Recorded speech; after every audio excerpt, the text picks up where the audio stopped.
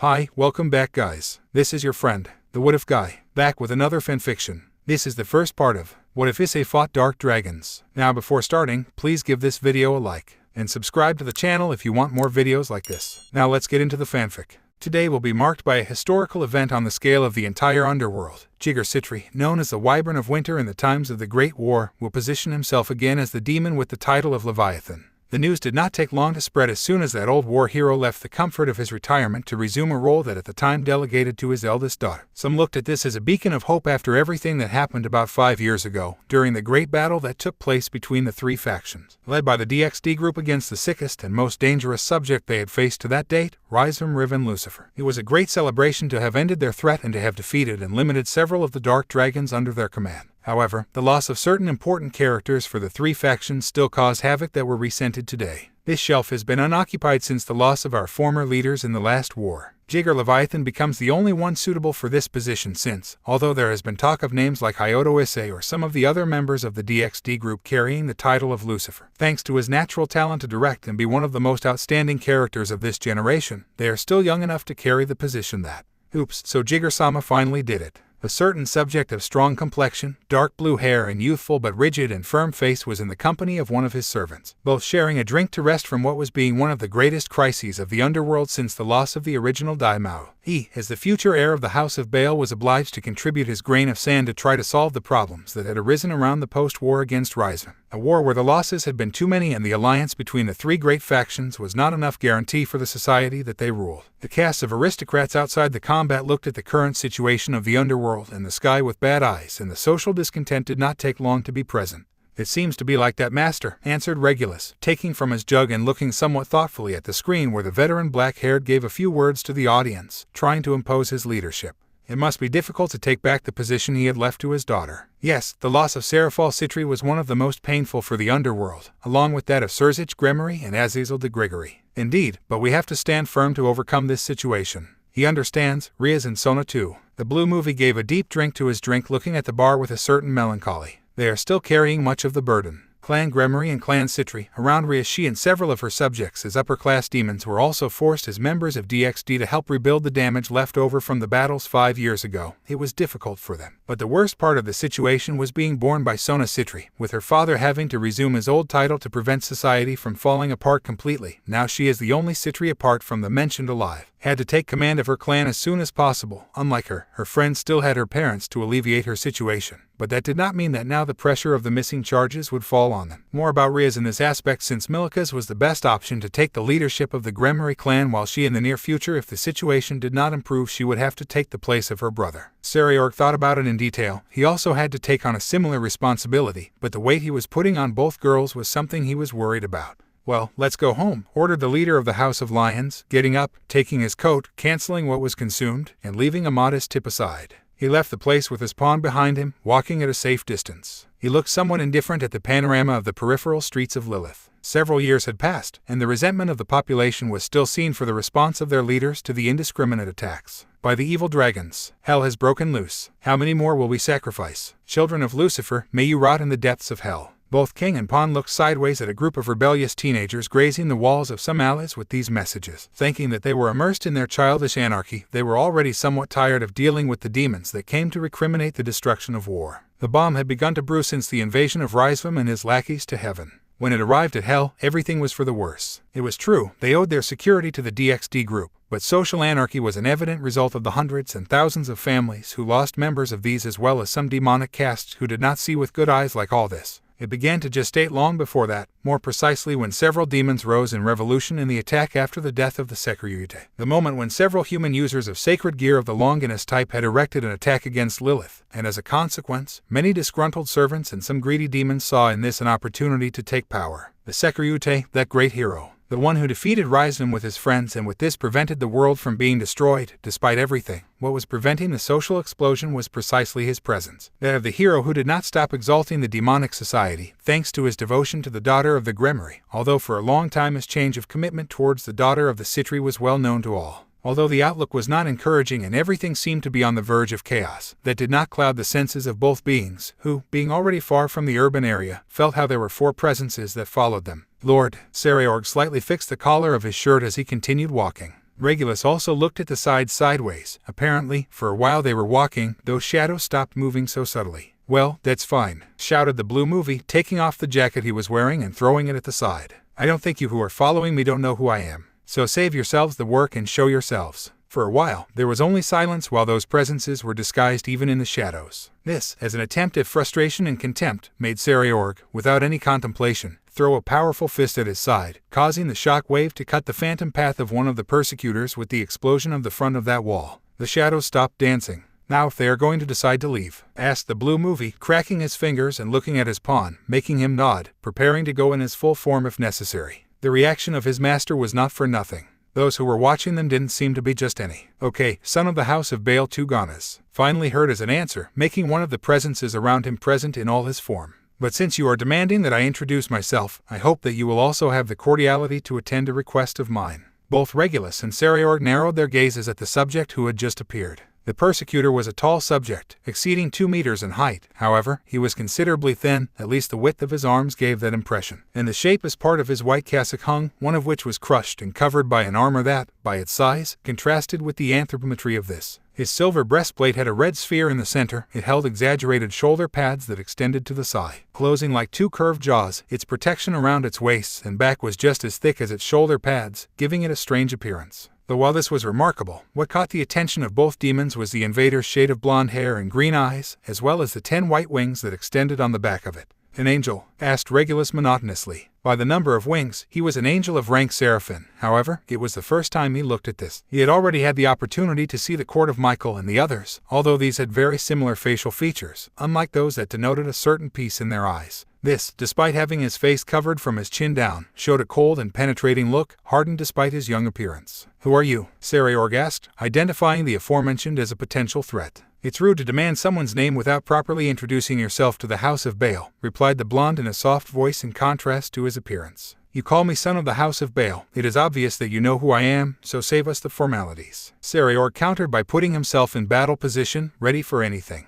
At this stage of his training, perhaps he could be with him, or at least buy enough time for his entourage to support him in battle. "You're right," replied Rubio kindly. "So, I'll introduce myself. My name is Diamond Weapon. It was a pleasure to meet you in person. Sariorg Baal, Regulus Nemei and the third arm of the weapons." "Diamond Weapon?" asked Sariorg, somewhat surprised at this presentation. "Sir," cried Regulus, transforming himself into his full self. "This guy is more dangerous than he looks." The leader of Baal nodded. It was no mystery that this being was a considerable threat. The other 3 who still surrounded them from the shadows would probably be the same. "Well, I repeat, what do you want?" Sariorg asked, annoyed. In response, from the angel's facial expression, you could perceive a smile with derision. "Well, I'll be concise, Sariorg Baal. Give us the Regulus Nemei," announced the blonde. "If you do, I will make sure your death is quick and painless." The hostility of the place was shot to 1,000, just as Sariorg, as a flash, had already shot towards the blonde with his fist prepared to destroy him. His fist was intercepted by the open palm of this, but not before dragging him a few meters backwards. "I will give you time to call your subjects, so use your sacred gear," announced Rubio without flinching at the aggressive response of his enemy. "You will not be able to hurt me if you do not use your balance breaker first." After announcing that, with an equally fast fist, he attacked Sariorg, aiming at his face. This, in response, raised his arm, receiving the bulk of the impact and retreating several meters backward, dragging the ground with his feet. Sariorg Sama, the huge lion already in its full form, was going to throw itself at the sinister enemy, until the leader of Baal extended his arm to the side defending him.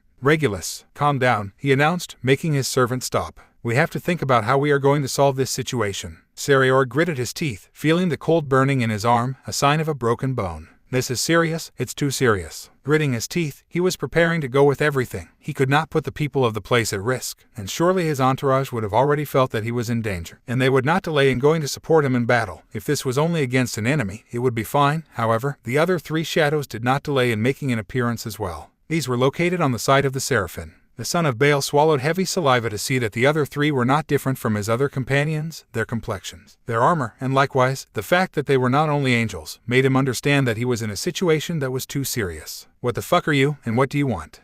growled the black movie, narrowing his gaze, preparing for the worst. I already said we are the weapons, and for now, we just want your Regulus Nemia. Another of its members answered, who had a mask on, lifting with his hand what seemed to be an amulet in the form of a ring that inside had a 5-piece figure open as if it were a star. Here we are, Hyoto Issei, shouted the wyvern of winter in that castle that was the center of that predominant frozen landscape that made the color palette monochromatic except for the presence of both warriors and the strange pink stalactites that grew on the stem of the dead trees for centuries. I hope you come ready for retribution. The chestnut for his part looked defiantly invested with his armor to his enemy, the father of his girlfriend, showing imposing mounted on the great definitive realization of the magic of ice of him, the wyvern of ice that could move thanks to his special magic crystal. The final fight, the first and last meeting between the two, one who fought to recover his partner and another who fought to honor the memory of his fallen comrades. Both had too many things to fight for. It was not expected that the battle with the most personal context for Issei to date predominated in his mind. Even now, when sunlight filtered through the window, taking him out of his sleep. For some strange reason, even in the dream, he glimpsed a third figure, a shadow without a definite shape that looked at him with 2 huge eyes red as blood. Good morning, good morning, good morning. The sound of the alarm did not take long to flood that modest room. A light filtered through the curtains, revealing a large bed on which rested a figure that wallowed between them, taking advantage of the fact that the width of this was enough for there to be 2 people, bothered by the inclement noise and the curious message of it. Who was sleeping got up with the face of a few friends, scratching his head and releasing a wide yawn while he placed his hand on the alarm clock insurance, silencing his annoying scandal, making gestures with his mouth as if he had a bad taste in this. Somewhat asleep, he looked at his side, observing with a bit of reluctance that his girlfriend was not there and that on her bedside table only he found a card folded in half, which he unfolded to read his message. Sorry to leave early, we talk at night, have dinner ready. I love you. Wow, again. He moaned, getting up somewhat listlessly. It did not seem to be very early, but the amount of work prior to his final university work was inclement if mixed with his life as a hero of the underworld. He should have something special for when I come back. Without further ado, Hyoto Issei welcomed the new day. After getting ready and leaving the apartment where he was currently living with his partner, he took out a tablet while he was on his way to school, looking somewhat worried at the headlines of the underworld news. Interim chaos, the House of Barbados joins the revolt. This gets worse and worse, he muttered to himself, going from checking the news to reviewing the notes he had in his agenda synchronized with those of his manager. Let's see, classes from such time to such an hour, an interview with the media agency of the underworld. Between appointments, the chestnut began to look at the agenda with some displeasure, almost to frustration. Come on, Revel. Can't you make things easier for me? It was an empty complaint. First, the aforementioned was not in those parts. Second, it was not the first time he had that complaint, to which the Phoenix girl, with some condescension, explained that it was not possible. That was the price to pay for being the hero of the underworld and also a student in the last semesters of my career in literature and linguistics. After finishing his last year of high school at the Shinzo Hyoto Issei School, he faced a tough crossroads. Shortly before reaching that point, he had some intention of creating his own company, but he also wanted to inherit the grimoire business, that until his relationship with his current partner changed the whole landscape completely. Now, being that Sona Citri was still firm in his ideal of building a special school in the underworld that would allow demons of all classes to educate themselves and prepare to be the best socially as in raiding game, he was also with the desire to participate. So he focused his professional profile in the future as a writer, the best route to be a teacher in that place that was the dream of his partner. No, it was no longer only hers. It was impressive to see how that dream so idealistic had permeated the thinking of more than one, including him. 5 years had passed since that turning point. He had certainly matured in many aspects. His body had finished adopting its adult form. His facial features were now more defined but without losing that stop of freshness that was somewhat affected by the fatigue of leading that double life. Now he was 5 years smarter, more mature but also more libertine. Outside of the skirmishes that were taking place in the underworld by the death of the mouse and the destruction left by the war against Rhysdom Live and Lucifer, everything until now had passed in relative peace. True, he still had the duty with his companions of the Grimoire clan to deal with the rebellious demons, but there had been no matters of real gravity. After walking several minutes, he arrived at the entrance of a prominent campus. A wide gate received him, which delivered him to the university interaction area par excellence. On the squares and the lawn, a multitude of young people were dedicated to their own thing, to study in their small groups and interact with each other, playing guitar and others. He advanced to the interior of the place, which was characterized by a series of buildings of Western character with several floors playing at different heights and joining between the blocks of halls with bridges to a little more than 8 meters between them, giving the place a labyrinthine appearance but equally artistic. Issei-san. Good morning. Appearing from the entrance of one of the blocks, a girl with wavy blonde hair approached the chestnut without abandoning her classic style too much. She was dressed in a formal cream jacket and a blue skirt. Evidently, she could not wear her hat or her sapphire blue cape to a place like Kyoto University. Good morning, LeFay, he replied friendly, both settling down to chat on the side, scratching the back of his neck like the usual idiot, and she carrying several books hugged to his chest. Did you finish the job? I answered this cheerful. It really wasn't as difficult as I thought. The Book of the Rose of Inspiration had to be approached from the ontological perspective of. As always, Lefay began to get lost in the complicated and convoluted description of what the work he had to do had been about. Although he felt much more fulfilled as a student today than he was in his time as a high school student, there were things in his career that took the prize for the most ridiculously complicated.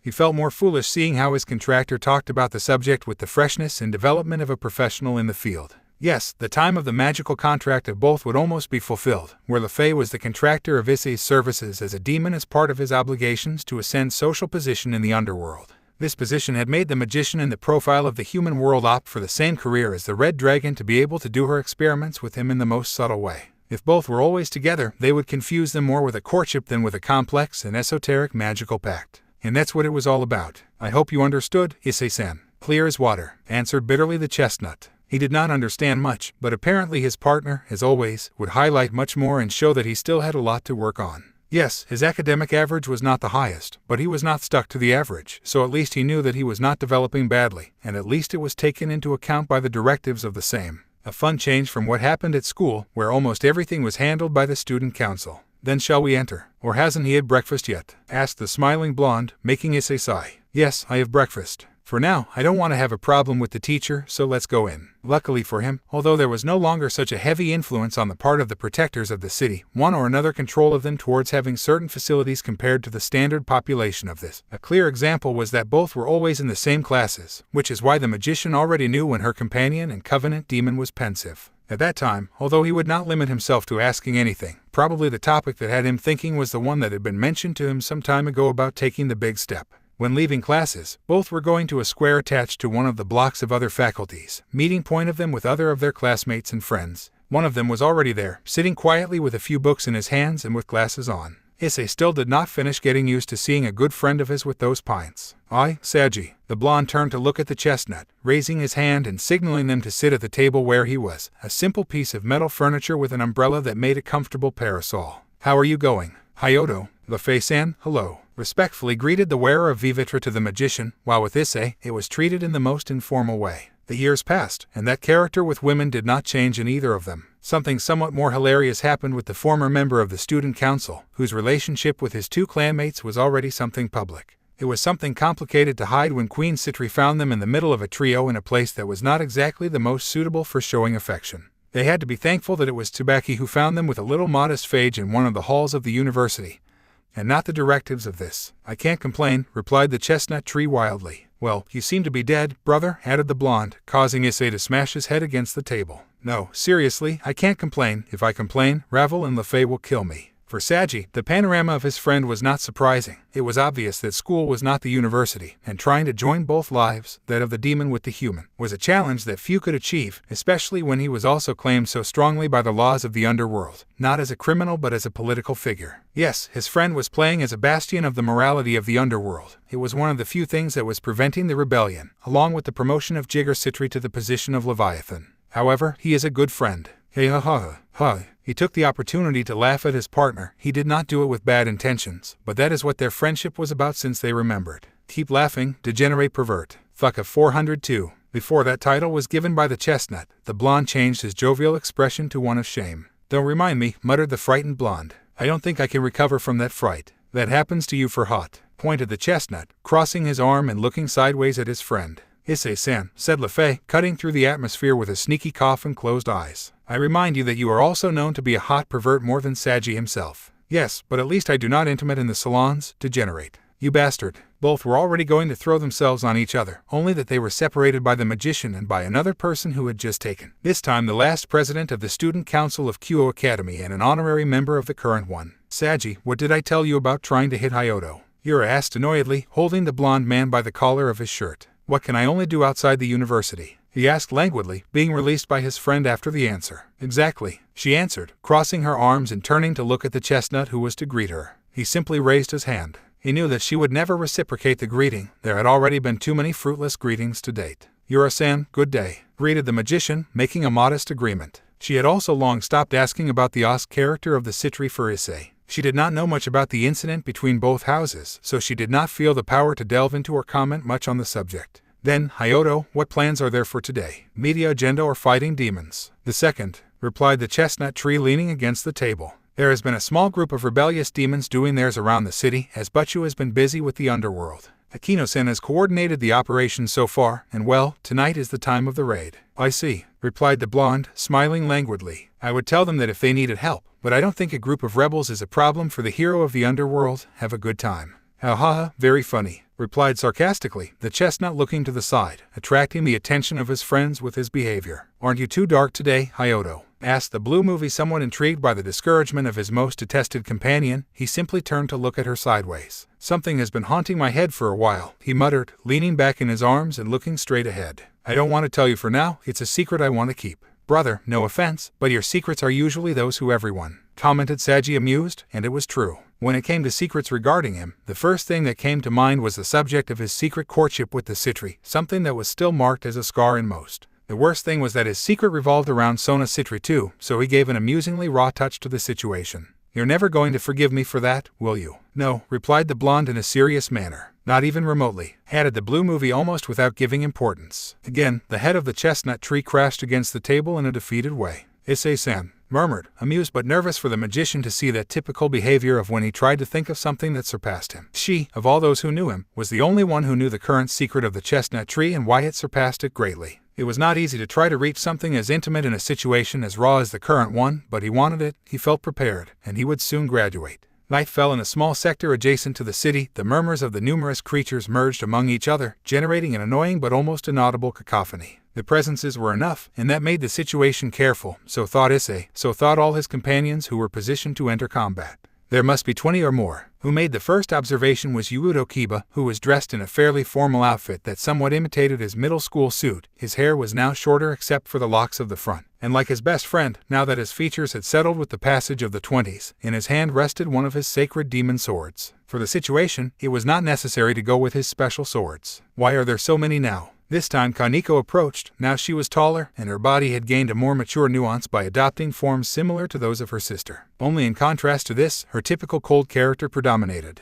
The only thing that varied now was the game of outfits. Currently, she wore a long sack of gray wool that adhered to her body, and under this, some black leggings that reached her knees. With the current crisis in Lilith, it was assumed that several demons would take advantage of the current problem to rebel without having to be subject to so many controls. The person who led the operation, the Priestess of Lightning, took the front position. Her hair was now trimmed and fastened with a bun at the height of her shoulder blades. Her priestess costume remained the same except for a few additions, such as a wide necklace that crowned her even more generous cleavage. Her character had not changed an apis, and in fact, her role as a refined lady was at its most defined level. This is tiring. I can't believe that the sacrifice of Surzech-sama and the others has only led to this. Now Issei went to the front, materializing his sacred gear, looking with some reluctance at the situation. In a certain way, he could not help thinking that the situation itself was something depressing. It had been so long since they had been in charge of ending the war, yet it seemed to be still present in everyone's lives. Seeing that group of rebels was a clear example of that. It was sadder when you thought about everything that was sacrificed to achieve peace. Let's go, announced the leader, making everyone directly enter the confrontation.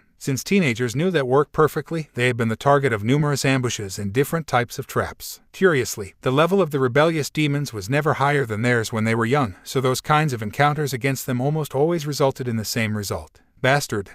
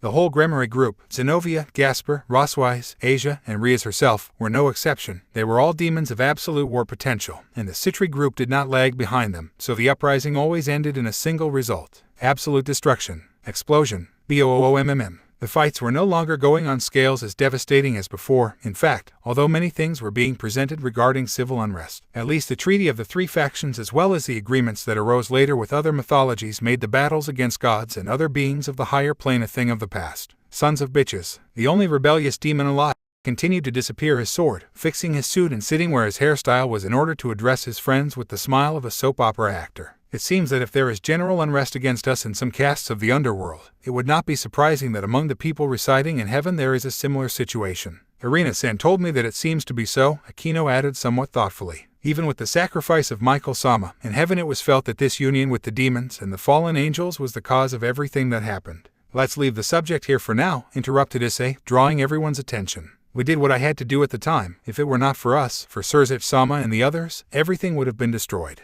I know that for now, for some of us, we will be bad, but, at least as long as they can continue living, they will find a way forward, as will we. After releasing a wide sigh, he looked with some melancholy to the side. It's the least we can do for them. The image of Azazel, Michael, Surzich, and Seraphol came to their minds. The sacrifice they made to give them one more chance was something that had marked them. For a few seconds, that perception of solemnity between them was maintained, until finally they resumed the spirit. Well, guys, I'll retire for now, Aquino announced. Tomorrow I promised Rias to go and help her, so I will leave all the things of the temple in order. The priestess turned to observe the kuhai of the group. Kaneko-chan, would you help me? I want to finish early and go home to rest. Of course, Aquino-senpai answered the platinum movie, making a respectful agreement, saying goodbye to both men and waving with his hand. Aquino took his time to say goodbye to both gently before disappearing. Well, it's true, there are many things to do for tomorrow. Kiba spoke to the chestnut, smiling friendly. Issei-kun, I think you should hurry home. Tsubaki-san has come home quite tired these days. I imagine the same must be with Sona Kaicho, isn't it?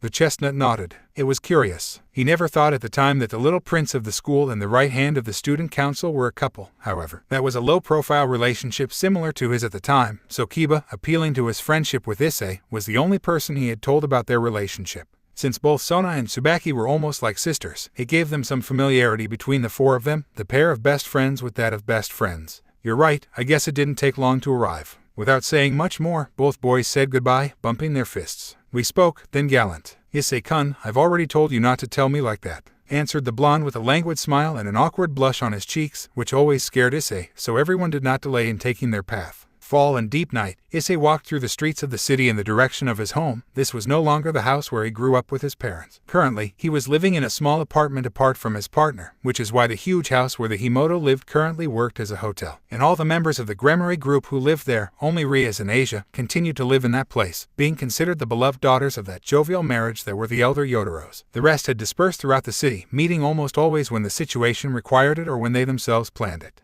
What happened was especially gratifying not only for him, but for Sona, since it was not the house where both were intimate the first time, when leaving her father's mansion. This retreat much of the comforts he had for her, including her maids and others, this far from bothering her made her feel that now things depended more on her. His work as clan leader and the demonic contracts of these made the cost of his life was not especially complicated. Less when the chestnut went to live with her, and between them they began to pay that small place that was their Arcadia, be the hero of the children and charge for the royalties of their program so that Issei could contribute to this without problems, even though Grafia limited the amount of money he could handle. It was fun, they were acting like a true courtship independent of everyone else. It was too much responsibility, but between Sona's discipline and her commitment, everything had been for the better. And speaking of the aforementioned, Issei, it was then that the key was not only already in front of the entrance of his house, but it was late, quite late. Seeing Sona there at the entrance putting his keys in the door was proof of this. Sona, I whisper faintly, perhaps it was because the night always seemed to show off her beauty with a more artistic touch, but seeing her there, dimly lit on her side by the white light of the street lamps, highlighted very much those things that had changed with the passage of time since the last time they had seen themselves in a similar situation when he had been despised by Rias and she in turn by Tsubaki. She had gained only a few centimeters in height, and her chest had grown modestly, helping to accentuate her figure as a woman. She had long since abandoned the school uniform. Now it was a black vest that covered her purple skeleton shirt and a lack that reached her knee. The basic attire of her hair barely exceeded a little of the level of the shoulders, and now some rebellious bangs run to the left. They framed her violet eyes, protected by lenses thinner than the ones she used to wear. It was curious, but both just stood there in the entrance of the house for a while. Probably she was also making her retrospective observation about that very intimate moment of theirs in the past. After a while, both let out the contained air, beginning to look at the side somewhat restless by that strange mental slip. "You're late, Issei," she said, looking to the side with her hand on her arm. "Yes, excuse me," answered him, also resting his head to the side a few centimeters from her. He now surpassed her by a little modest 10 centimeters in height now that he thought about it. "We were handling a situation with rebellious demons, and my night went by on that and other things." Sona simply sighed, cracking a confident, pleasant smile. "Did you at least bring something for dinner?"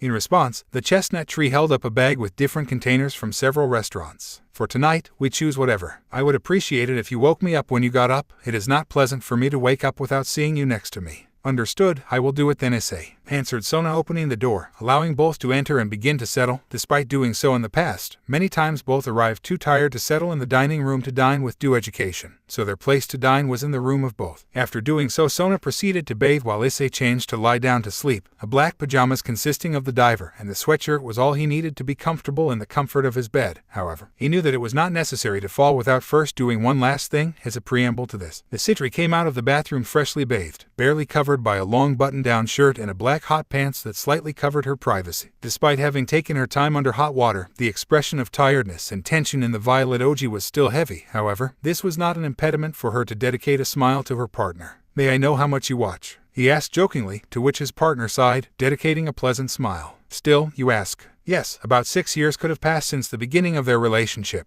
and he still could not get bored of the beauty of the woman who was in front of him. On the contrary, when crossing the barrier that marked them now as adults, not only the physical change but that criterion of maturity had made the appearance and profile of the Citri something extremely attractive. More mature but not rigid and worn, it was like the end result of a formula that had been brewing for years. After that exchange of words, she sat on the bed, releasing a tired sigh. Her body had relaxed, and the excessive work of the day was happening to her because of that. "Was it a hard day?" asked the chestnut tree, gently leading her to approach him as she settled against the edge of the bed while he took out some cream that was on his bedside table. "Quite a lot," she answered, letting herself be carried away without any complaint or complicated indication. She simply took off her shirt at the top, revealing her shoulders and part of her back. "The riots in Lilith are getting worse and worse. Very aggressive protests have also begun to occur in other regions of the underworld. Grigory is also having problems, and it does not help that several castes are revealing themselves again." After answering, she was silent, diverting her gaze to the side. "I don't know how one Sama handled this kind of situation." "Oh, and Essamaa. Oh, and Essamaa." Sona screamed, totally beside herself, never caring a little about leaving everything in that painful reaction to learning of the death of her older sister, screaming at full throttle, with her eyes leaving in tears without reservation. Sona, by that time, Issei was already holding her in his arms, trying to calm her down. However, she was kicking hard like a wild beast. "Why did one Sama?" shouted this, already hurting her throat, representing the joint feeling of the whole group, Citri and Gremory, in their reaction. "Why Hissite something like that and you didn't tell me anything before?" Yes, she completely collapsed mentally in those moments when she discovered the sacrifice that her sister had made along with the other Daimauis as well as Michael and Azazel. "It's not fair, one Sama." He understood her better than anyone in that aspect. He saw how days after what happened with his sister she had sunk into a depression from which it had been difficult for her to get out. She had always been somewhat reluctant when it came to dealing directly with her sister, perhaps because of the clash of personalities. But when he saw her break in such a way, he understood that it was because Sona had always had the same personality problem when it came to Serafal. She did not know how to express herself correctly when it came to things in her personal sphere. On a social or professional level she was impeccable and developed perfectly like a fish in water. However, as it was possible to remember at the beginning of the relationship of both and everything that led to the insecurity of both, it was obvious that she was easily overcome by her emotions in this aspect, making her act hastily as someone who did not know what to do.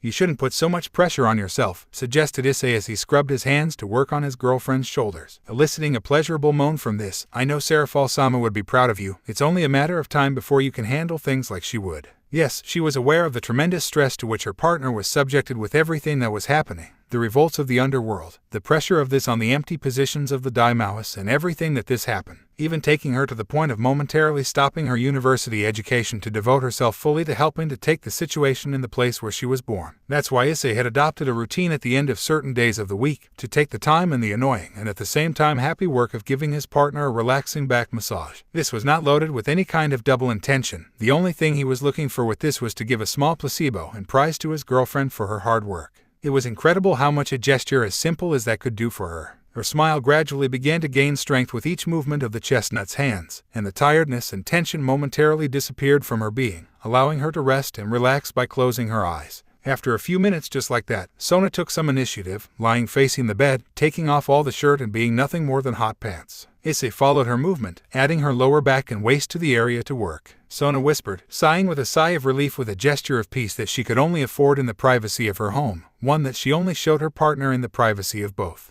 I don't want to disappoint her. You will not do it, answered the chestnut, moving more possessively on her back and waist. His hands traveled to wider areas, and this generated certain reactions in him, swallowing saliva. He tried to get this away from his mind since he understood that his girlfriend was tired and what he least wanted was to pressure her to have sex when she was like that. However, after a few minutes, the citri began to move, looking to settle, moaning slightly. Hey, Issei, she whispered, barely audible to him. Yes, you know you're pretty good at giving massages, right? By that time, the chestnut tree looked like he was already settled, almost lying on her without stopping to do his job. So they say, answered him jokingly, extracting a chuckle from his partner. Yes, but, in response, she turned, taking her partner from her arms and pulling her towards herself, stealing a kiss from the chestnut with ease to the east, being so close to her. Something else is missing for me to be totally satisfied. The answer to the chestnut was not long in coming. It was obvious that this massage was done with noble intentions that only had in mind the well-being of his partner. However, if he asked to go to another level, there was no one to complain or oppose, so he did not delay in answering the kiss and starting another kind of caress.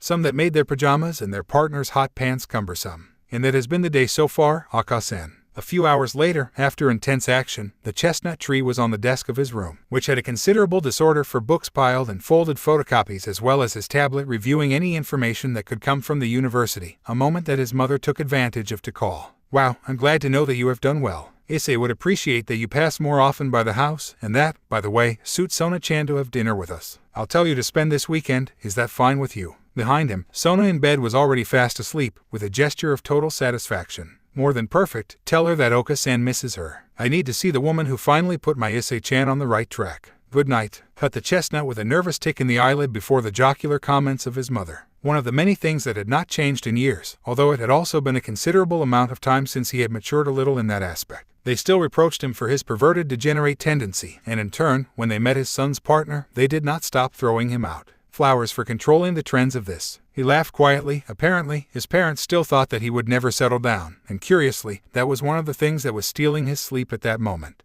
D-Drag. A faint green glow began to appear on the back of the chestnut's left hand. Is something happening, mate? The voice of the red dragon was present in the place, waiting for the response of its bearer, who looked somewhat thoughtfully to the side. For the resident of the boosted gear, it was not very difficult to discern where the doubts of his companion were going. How many of the bearers were able to marry in your lifetime? The background laughter began to be heard. It was not a very pleasant feeling for the chestnut that the super lizard in his hand had those reactions when he was dealing with a subject that coupled all the space of his thoughts. Strangely, the gestures of the dragon became more melancholic after venting. I cannot advise you on this, comrade. I remember some who awakened my power when they were already married and had family, and others who died before they could ask for the hand of their partner in marriage. To be honest, it seems that you will come to be the first who will expose me to the life of a human being who only wants to live his life in his own way, not from battle to battle. To be honest, I am also expectant about what you will do in the future. Rayos answered the chestnut tree defeated, laying his head in defeat. This shouldn't be so complicated. I mean, we were officially engaged when I beat her in the chess game, and when she takes her to Lord Citri's house force, why is it so complicated? If, although both were already engaged under the laws of the underworld, he still remembered Sona's words when she revealed this truth to him, that she wanted them to take their time to marry, that they were still young, and that their lives as demons would be too long to tie themselves up in the starting line of their lives. However, it had been 6 years since that.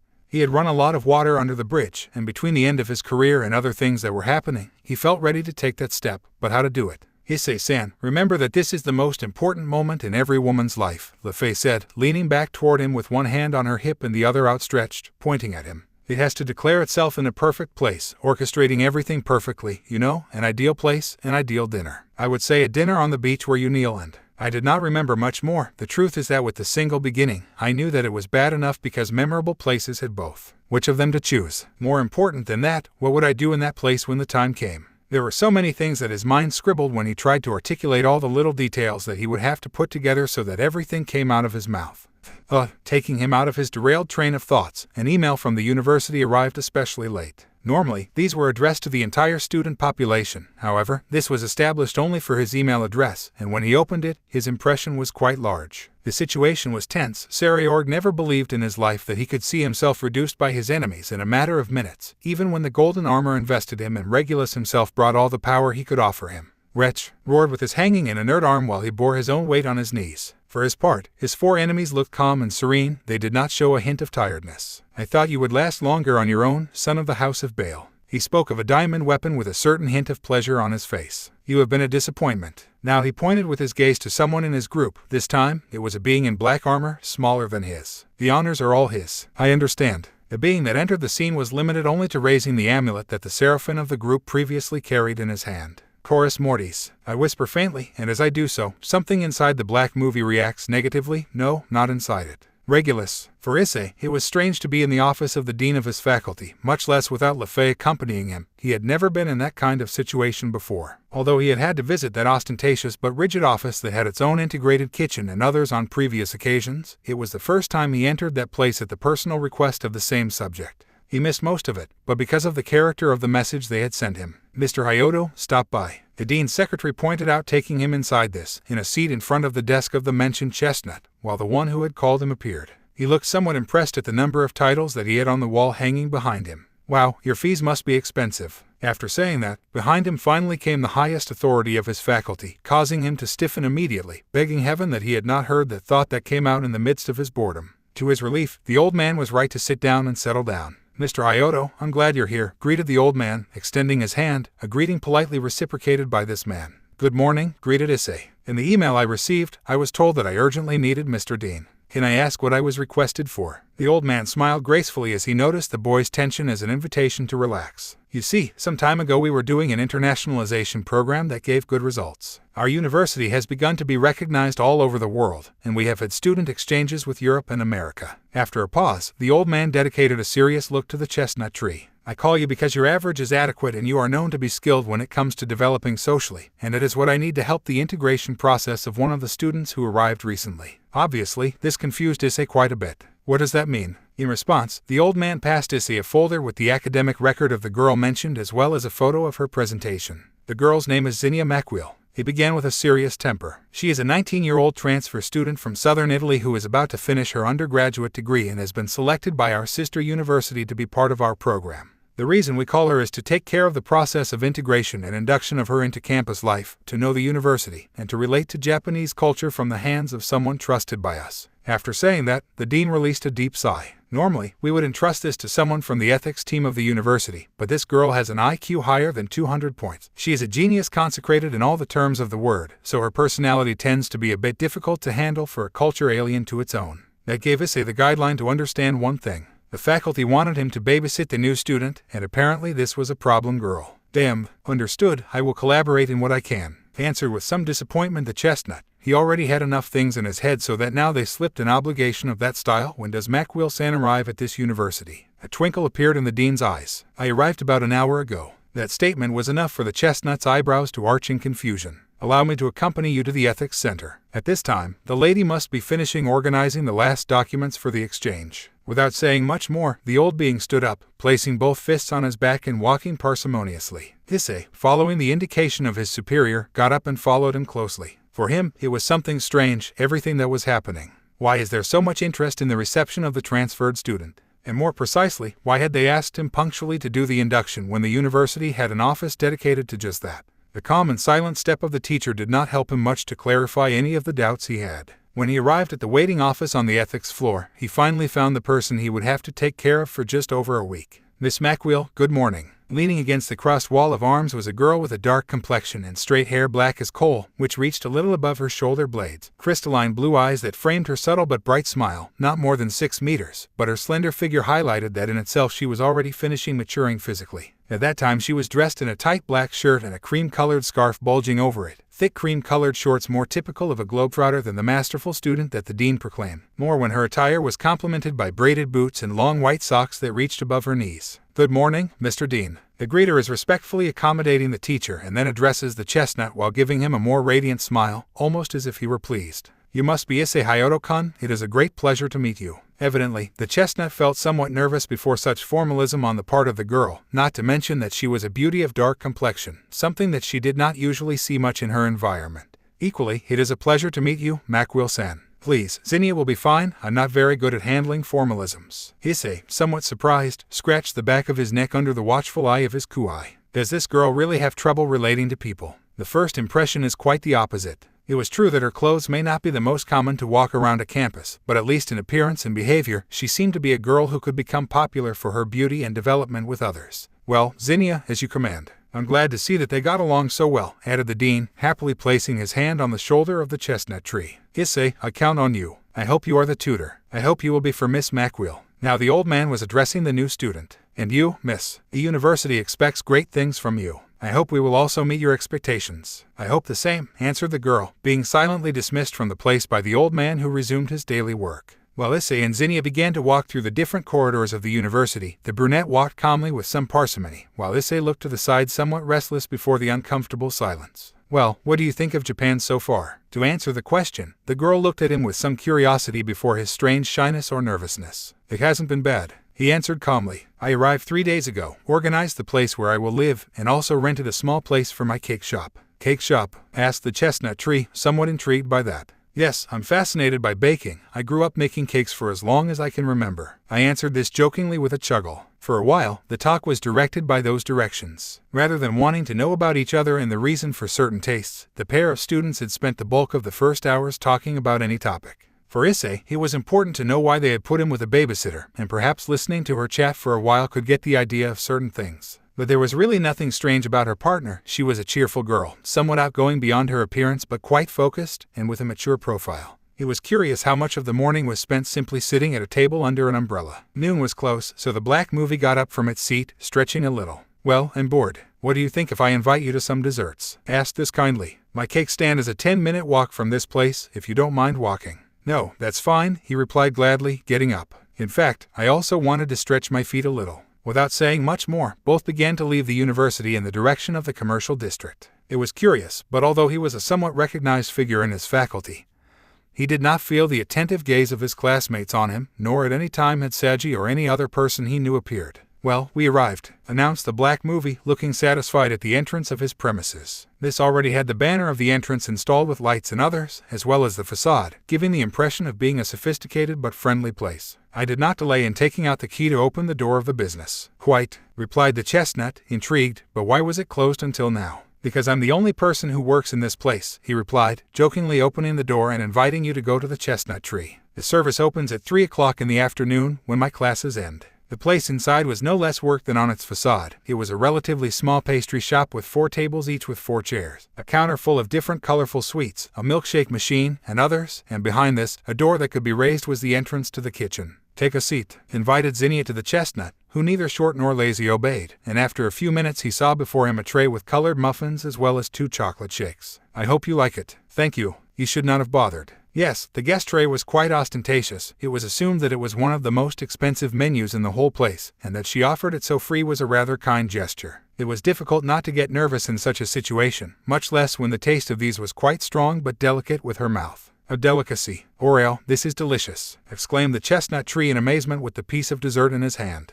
I'm glad you like it. These muffins are my specialty, added the smiling brunette happily, closing her eyes with her chin on the back of her hands. That missed the chestnut more. That was definitely not the character of a withdrawn and apathetic genius with society, on the contrary. There were many things in which she and Asia could have a simile. Why did they sell that wrong image of her so that both could talk? Zinnia-sen, asked the chestnut tree seriously. Yes, answered the girl with the same gesture. Do you know me from somewhere? The question momentarily broke the gesture of the black movie without erasing the smile from his face. This was not alien to Issei, who felt confident to continue with his interrogation. I find it strange that the faculty had asked me for such a favor, so it seems that if they called me, it was because you asked for it. For a few seconds, only silence was present in the place, being momentarily broken by the sound of the black movie taking a deep sip of its milkshake. Well, I think you discovered me, she replied, standing up. Well, I'll tell you, I know you were in the Faculty of Literature at Kyoto University, so when I moved through the exchange program, I manipulated the directives a bit to allow me to meet you privately. That alerted the chestnut tree. Where do you know me from? In response, 2 demon wings extended down the back of the black woman, who raised her shoulders selflessly. Today, who does not know the hero of the underworld? Hayato Issei, the Sekyryute, the one who faced and defeated with DXD the evil Rizum Riven Lucifer. Man, you are a bad head if you think you are not popular. The shock was strong for Issei. He never thought that someone would contact him in that way. Apparently, the girl was a demon like the. You are a demon. Yes, she answered, putting away her wings again and sitting down. I was one of the servants of a house of little renown that resided in Naples. Currently, my king rose up and joined the social revolt in the underworld. As I do not agree with that, I arranged the necessary documents, and now I am an independent demon, something similar to being unemployed. But well, thanks to this, I was finally able to do something I've wanted to do for a long time. Somewhat suspicious, the chestnut tree looked at her from the side. And that would be. To his surprise, the black movie took out of his backpack a notebook and a marker, passing them with some euphoria. Please, I want your autograph, Issei-san. What? The atmosphere had changed radically, more to see Zinnia pass that notebook, making an exaggerated bow of 90 degrees with arms outstretched, while sitting almost leaning on the table. I have always been a fan of his work. His impressive victories since he was a lower-class demon until now that he has already conquered the top of the pyramid of success. So I use my powers and my influence to be able to meet him in person now that I am not tied to anything. While he was somewhat upset, he did not feel any hostile intention towards him. At first, he believed that everything was a trap, but he simply seemed to be someone who respected and admired him very much. And being that she had invited him to the best of her menu and had ventured so much just to meet him, he snorted a tired sigh before looking at her condescendingly. Rayo, it's the first time I've heard a story like that, she answered, laughing half-heartedly as she took the notebook and the marker, signed them for her, and handed them to her. For a few moments, the look of the black movie shone brighter than the sun. Yes, she exclaimed happily, raising her fist in victory. This trip was worth it. Did you really alter an entire academic record just to achieve this? Asked the brown, somewhat intrigued. Before this, the brunette blinked several times. I was also studying literature in Italy, so when I noticed the internationalization program, I started doing all this. After a second, she simply closed her eyes with a huge smile, settling into her chair as if she could not stand the emotion. I felt so lucky when I learned that we were both studying the same thing. There is no name to describe this feeling. Please feel free to eat as much as you wish. The house invites. Hey, well, thank you, answered the chestnut, scratching the back of his neck. Although he knew he was popular in the underworld, they were counted with his fingers the times that in his daily work he could meet people who knew who he was, so the feeling was not at all unpleasant. He never believed that strange but pleasant moment would be broken with a phone call. When I feel your cell phone vibrate, I do not delay in answering it. Issei laughs. I asked the confused. Are you okay? You are heard exalted. If you can look at what they are transmitting through the underworld, exclaimed their leader with an annoyed but confused tone. For Zinnia, it was strange to see how the skin of the chestnut tree paled immediately and how his smiling gesture twisted into one of absolute disbelief, almost disturbance. When hanging up the cell phone, Issei dedicated a serious look to the new girl. Zinnia, yes, here comes the reception of the demonic world. On other occasions, it would be rather a jocular question. The tone with which the chestnut asked implied that it was something of life or death. Yes, of course, she answered, taking the remote control out of the bar's cupboard, turning on the flat-screen TV that was against the wall, and quickly changing the channels until she reached Lilith's. Both Sona and Riz looked at the TV screen in disbelief. All the people who were working under their instructions could not believe what was appearing in the transmission. It was strained. It was alien. There was nothing I could say firsthand that was happening, but whatever it was something bad, quite bad. Where are they transmitting that recording from? Asked the angry black movie. We don't know, replied one of his assistants nervously. The signal has intercepted all the channels of the underworld. There is no way to cut the transmission. Shit, exclaimed Riaz, worried. Find a way to cut off that transmission. It was not for less than a group of 4 subjects that it was impossible that they could get together because if he was holding as if he were a dirty rag the son of the house of Baal, apparently unconscious if not dead, it was a more serious matter when the member of the lower height of them was sitting on the Regulus Nemia. Attention people of Hades and the entire known underworld, exclaimed the first of them, a thin and tall guy in silver armor, whose blonde hair, crystal clear eyes, and 10 snow-white wings spread out behind him implied that he was an angel of the last rank, of the archangel type.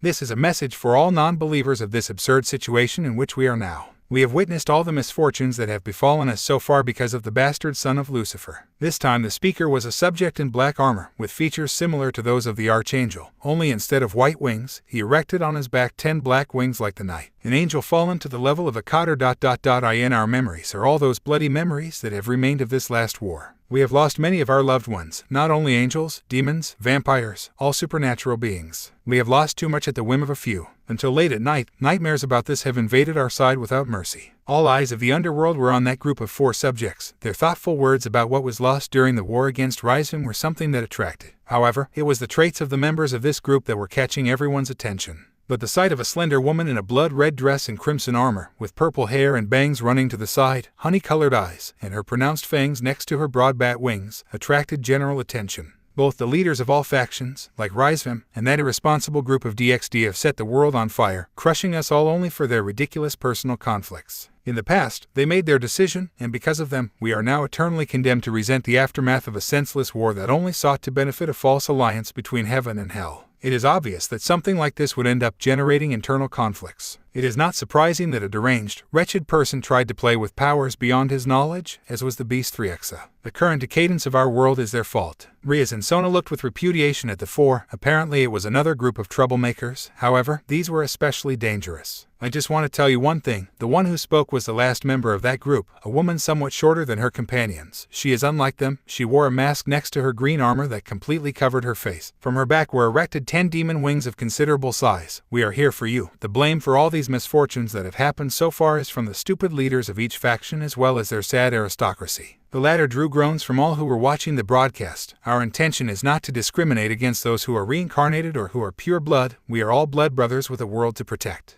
In saying this, she would get off the Nemean Regulus, go on to take Sariorg's body with one hand, throwing it to the ground, showing the camera the perspective of his lifeless eyes, of this scum. You bastards, cried Riaz angrily when she saw what they had done to her cousin, unable to believe that Regulus, her most faithful servant, was on their side. God made a stupid mistake in creating the sacred gear, the demon exclaimed in anger. However, by creating those abominations known as Longinus directly against all of us, we, the weapons, are going to free all of you from the threat of these beings, because here, we declare war on the bearers of all the Longinus. We will hunt them one by one until we have taken away those weapons that they have no right to use in the name of the good of innocent beings. We will lash out at them without mercy. The impression for the whole world was too much. A kind of revolutionary group had appropriated the transmission of the underworld to rebel, saying that they had murdered the son of one of the most important castes of the underworld as well as declaring war on the whole world. No one could listen to them under normal circumstances. However, the current situation was not common. It's true, exclaimed a citizen of Lilith, calling the attention of the crowd in his sector. Vali Lucifer murdered countless innocents for the simple pleasure of fighting. Idiot, another shouted in response. Hyoto Issei is one of them. If not for the Rizvam, he would have gotten away with it. It's true, another. Now that they say it, it is true that many of these subjects are moved only by their interests. We cannot forget what the heroes did in the rebellion 6 years ago. Thus began a heavy dispute in the center of Lilith, while those who called themselves weapons looked somewhat satisfied to have planted the seed of doubt in such an indecisive and weak society. Currently, because of the destruction left by the war, Issei and Zinnia looked incredulously at everything that had just happened in front of them. A new war had just been declared in the most repulsive way possible. The brunette looked sideways at her hero. He was clenching both his teeth and his fists with extreme anger. Issei-san. The chestnut was beside himself. He respected and admired Sariorg as one of the noblest men he had ever known, a hero who came out of the mud to be one of the most prominent icons of hell. Treated in such an undignified manner, betrayed by his own sacred gear, being used as nothing more than a mere message whose body had been sullied in the worst possible way. Sons of bitches, he whispered angrily at the death of a close friend of his. Please calm down, said the chestnut, placing her hand on his arbitrarily, without asking permission, a gesture of personal invasion that was enough to make him calm down for a few moments. It's not time to lose control. Issei-san, they just declared that they would come for you. Please think with a cool head. The warning of the brunette made Issei slightly reconsider. It was true, they had just declared throughout the underworld that he was a public target of that organization, the weapons, and if they had been powerful enough to defeat Sariorg, the situation was not to be neglected. For a moment, he could not help but think about whether Vali, Valerie, Dulio, and the others were safe. Cao Cao had been missing since the end of the Great War, and it was difficult to discern what was happening and what would happen now. Yes, the time of peace was over, a new war was approaching, and this time he was the target. The underworld was in chaos after the appearance of that radical group. The revolts did not take long to gain strength and trigger altercations between the population and the demonic guards that were mitigated with the greatest possible use of force, a result that did not leave anything good, neither for those directly involved nor for those who were trying to take the reins of power as best they could. Jigger Sitri was not the case. He was certainly dumbfounded by what was seen sitting from his throne. The appearance of those subjects was the worst thing that could happen to the underworld at that moment. However, for him, the one that caught his attention was the Supreme Class Demon. He did not need to see under his helmet or his armor to recognize who he was. In the solitude of his main hall, he showed his weakness for this, showing affliction, closing both fists in frustration as well as closing his eyes tightly and then recovering his temper, focusing again on the image of the one who called herself Emerald Weapon. I have not been able to keep my promise, I whisper quietly. Without saying much more, she spent some time there, in the solitude of that huge hall thinking and meditating on the current situation. Anyway, that was already details. What was happening, and there was nothing to change that. Now, in the end, he would have to take the corresponding measures. With a gesture of his hand, a magic circle appeared in front of him 2 meters. Leaving this, his personal maid appeared. Do I command to call myself Lord Sitri? If Antonietta answered this with a somewhat discouraged tone, at least enough for the black movie to notice it. Tonight I will go to the human world. Before that the maid reclined. She did not cease to be surprised by such a measure, but of something she had developed for so many years in the service of Lord Sitri, it was her own poker face. Do I notify Marmaduke Dono to accompany you? "It will not be necessary, I will go on my own." That took out of his role to the black movie, who, raising his incredulous look, observed the thoughtful but tense gesture of his master, something that normally he did not let anyone see. "Are you sure you are? That's all. Proceed to retire to your daily work." The interruption in this way gave the hairline to understand that whatever was going on in his master's mind, it was not something he wanted anyone to notice, so loyal to his role, he simply nodded to that order. Understood. It had been quite some time since something had occurred that could be considered as a potential threat to the three factions. Although the minor altercations that were appearing with the anarchic leave that had remained in part of the population after the end of the war, these were nothing more than skirmishes that were resolved with great ease many times with the power of the word. General discontent had been kept at bay until now, thanks to the understanding of the current faction leaders regarding these facts. Only a few times did things tend to end in the worst possible scenario. "Well guys, what do we have so far?" asked Ria's Gremory, sitting at the desk where her older brother once held the reins of the underworld. "We don't have much information about any of them," Aquino replied, putting on glasses to look at a report he had in his hands. "All we have so far is this." From the side of the desk where she was, she took out a dashboard with which she ordered the projector to create the digital image of the members of the weapons. "According to the only thing we could get from the little information that Sariorg-san left us, the Seraphim calls itself Diamond Weapon, the Fallen Angel calls himself Sapphire Weapon, the Vampire calls himself Ruby Weapon, and the Demon Emerald Weapon. They all seem to be at the pinnacle of the power of their respective races. However, the weapons was the first real threat that had appeared since the fall of Rysvim. It was not only that they had the power to eliminate one of the most powerful warriors of the underworld that made them dangerous, if not the cohesion of their own members. Outside the DZD group, it was the first time that an alliance of so many races united by a common goal was seen. Anarchy, names based on minerals, Kiba muttered to himself, folding his arms looking at the projection. "We can say that its members are then numbered." In fact, who interrupted was Tsubaki on the other side of the room. According to the archives that were in the records of Surzet-sama, both their armor and their names refer to creatures that appeared before the days of the Great War. They were beings of more than 50 meters high that faced the first dragons. That statement made everyone turn to look at Off-Ice, who was expressionless sitting on a sofa next to her while eating an ice cream. "Is that true, Off-Ice?" "Yes, I remember," she began, paying little attention. "They were created by planet Earth itself to defend it from Genova, a creature that was destroyed long ago. His power was enough to fracture the planet with ease." In saying that, the infinite goddess looked at the projector, gesticulating a certain disinterest. "Their armors look like them, but it's not them." "Adamus, I don't see last," asked Rias, focusing on the infinite goddess. Is an answer simply kept silent, absorbed in her ice cream. "So, can we assume that they don't really have anything to do with those creatures?" asked Kaneko. "We're so much worried about the panorama." "It's better to keep this possibility in mind," replied Rias serenely. "They have killed Sariorg very easily. We cannot rule out that the parallel they have with these creatures is more than just the aesthetics of their armor. There is also the issue that Regulus was on their side," added Zenobia, highlighting the photo of their appearance, where Emerald Weapon was sitting on this. "They have said that their target is the bearers of the Longinus, no, rather the Longinus themselves. Seeing this, we cannot rule out the possibility that they could seize these and use them. Is that even possible?"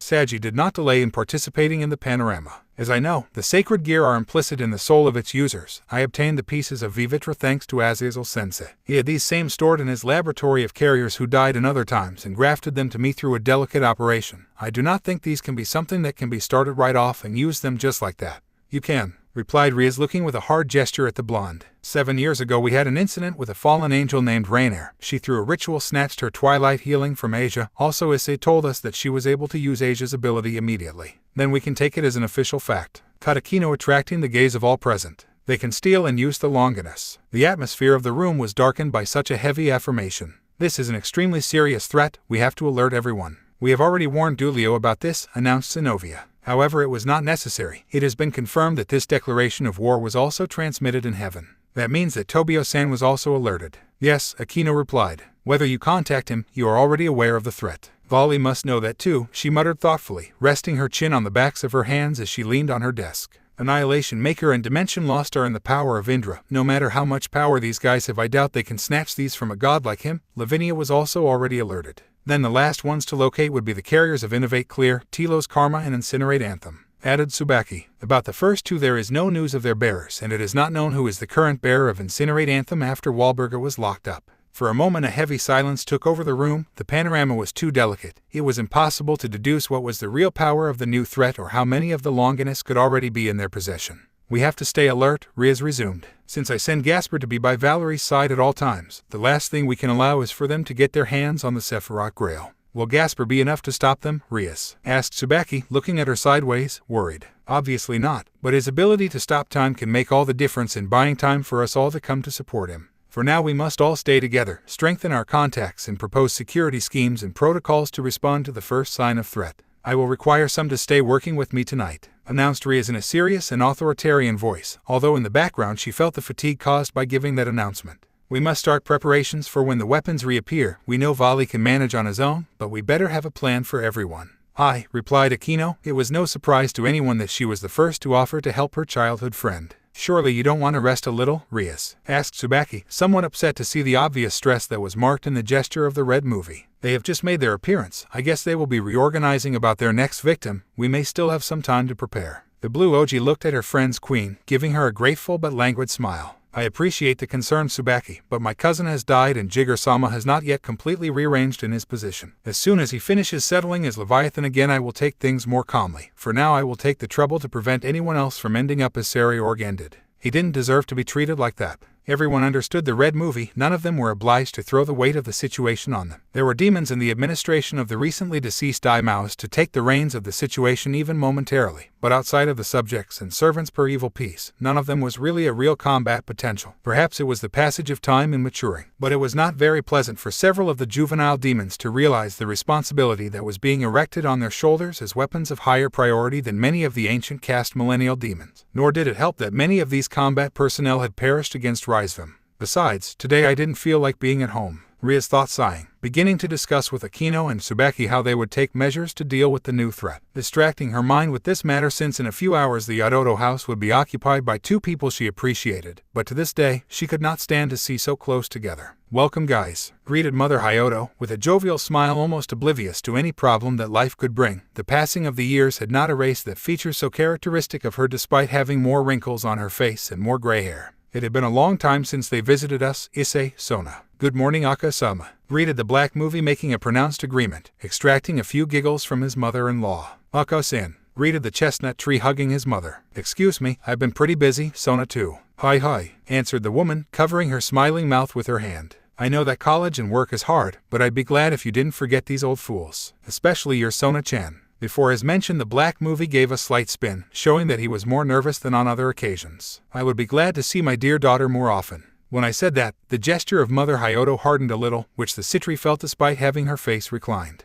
I know you're not very good at cooking yet. How do you expect to become a good wife if you don't master the culinary art? Issei, for his part, was enduring the death of laughter. Hayako-san. She nodded this with a somewhat depressive leave. It was normal. There were few times that they reprimanded her, less with that tone so maternal, something that stood out more considering that it was her mother-in-law who was doing it. I'll come more often, to learn how to cook better. With those words alone, Hayato's scolding countenance disappeared instantly, smiling again from ear to ear. I'm glad to hear. Go ahead, pass. The huge Hayato mansion had not really changed much. The first floor had some changes to give it a greater use of lobby, since Issei had decided to start making his life apart with his partner. There were not many reasons for the other members of the group to stay in that place, so little by little they also began to make their lives apart. Some girls like Asia, Zenobia, and Riaz continued to live there, but because of the large number of free rooms, the Hidoti couple decided that it was best to give an in-treatment to that building, which did not bother anyone in reality. Upon arriving at the dining room on the first floor, the couple settled at the neatly arranged table with a tablecloth and a properly decorated vase, not being delayed in being approached by one of the inhabitants of the house. Issei-san, Sona-san, hello. Coming down the stairs was a girl in her 20s, with blonde hair tied in a long ponytail and emerald green eyes, dressed in a white button-down shirt tight to her body and an ochre green skirt similar to the nun's dress she wore in her darkest days. Asia, hello, greeted the chestnut, happy to see his beloved younger sister. Asia-chan, hello. Sona's gesture was no less brilliant with the appearance of the former nun. It's been a while since they've been here, added the cheerful blonde, sitting at the table with her friends. I worried that they were too busy with all their obligations, not counting what happened with Sariorg-sama. The atmosphere darkened slightly in that small space of the dining room. It was not pleasant news to touch the death of an acquaintance. These have been difficult times, but we cannot let ourselves be consumed by the pressure of these, began Issei, outlining a condescending face to the former nun. It is better to rest and be prepared for anything. Besides, I had not visited them for a long time. I was already knowing a little bad. Hi, Asia replied somewhat enthusiastically, lowering her gaze to a more condescending. Riaz-sama has been under too much pressure because of what happened with Sariorg-sama. I would like her to take a break from everything too. We'll do it, Sona replied, resuming the conversation. In exchange for coming today, I said I would cover it the day after tomorrow. No need to worry, we both found it appropriate to take a day off. Asia's face lit up as Issei seemed somewhat upset by the news. What a relief. Thank you, Taicho. The black movie snorted a laughing sigh at that mention. It's been years since someone called me that. Asia, help me with the table, shouted Mama Yaroto from the kitchen, catching the attention of the former nun who quickly got up. Hi, I'll be back in a moment. Without saying much more, the blonde left the couple alone at the table. For Sona it was no stranger to see the somewhat unhappy gesture of the chestnut tree regarding her. I thought you were going to take things more calmly, spoke the chestnut with a certain tone of reproach. Not that you would pile more work on top of you. I'm sorry, Issei, but at the moment we are going through an emergency situation. Situations like this require drastic measures, answered Sona without flinching before the look of judgment of her partner, not without leaving a slight flash of concern. And I will rest then as it should. It's not just that, continued attacking Issei, eliciting an annoyed snort from his partner. We've both been pretty busy with our stuff. I want us to see each other more times than just when it's night, and I don't want us to just see our tired faces. That's why I proposed my day off today to Ria's, Issei, answered the Citri with a condescending tone but without changing the rigidity of her face. I also want us to spend more time together, but for now we have to solve this problem. Sariorg is dead. This is not just any threat. In response, the chestnut simply diverted his gaze to the front, cutting off any conversation that could have been after that. And from the time of living with his partner, he had learned that when she determined to work on something, nothing could make her change her mind. And no matter how annoying the matter was, he also understood that for the moment, it was best to be in a state of complete alertness. Then I should also devote myself full-time to solve. No, authoritatively denied the black movie, looking at Issei with annoyance in his eyes. You don't need to do it. For now with me and Ria's enough. You don't have to miss your duties for this. And you do? Asked Issei, annoyed, turning to see his partner again with intensity. It doesn't seem right to me that you put aside your studies to help Jigger-sama settle in. I know you want to graduate soon to build the school you proposed. Yes, but there will be time for that. For now, stopping the weapons is priority over anything. For a while they were both silently confronting each other's eyes. It was obvious Issei's discontent with the way Sona was taking on the problem, and her discontent with Issei for not understanding her, for not understanding the magnitude of the problem. For now I do not want to touch the subject anymore, finished Issei, closing his eyes, somewhat annoyed. I'm sorry, Issei, seriously, she added, looking a little embarrassed to the side. But you have to understand that these guys are after you. It would be a very hard blow for everyone if something happened to you. It would be horrible for me. I wouldn't even know if I would stand it. It was obvious that he was upset about everything. However, something that to this day continued to affect his mood was to see the discouraged face of his girlfriend, whatever the situation. Something that was more guilty if the reason why she and her king were overexerting is because both he and close friends were in serious danger. It was evident that she was feeling scared about what might happen to him. No, I must apologize. I didn't have to put myself like that either, replied Issei, sighing in defeat. He could do nothing but support Sona. Well, since we both agree on that, what do you think if we make the most of this day here at your parents' house? Asked the Violet Oji, and resuming her mood a little more pleasant. It seems to me an excellent idea, replied Issei. Without much more to say, and as if fate wanted the conversation to end there, Asia arrived with 2 breakfasts for the couple, who did as if nothing had happened.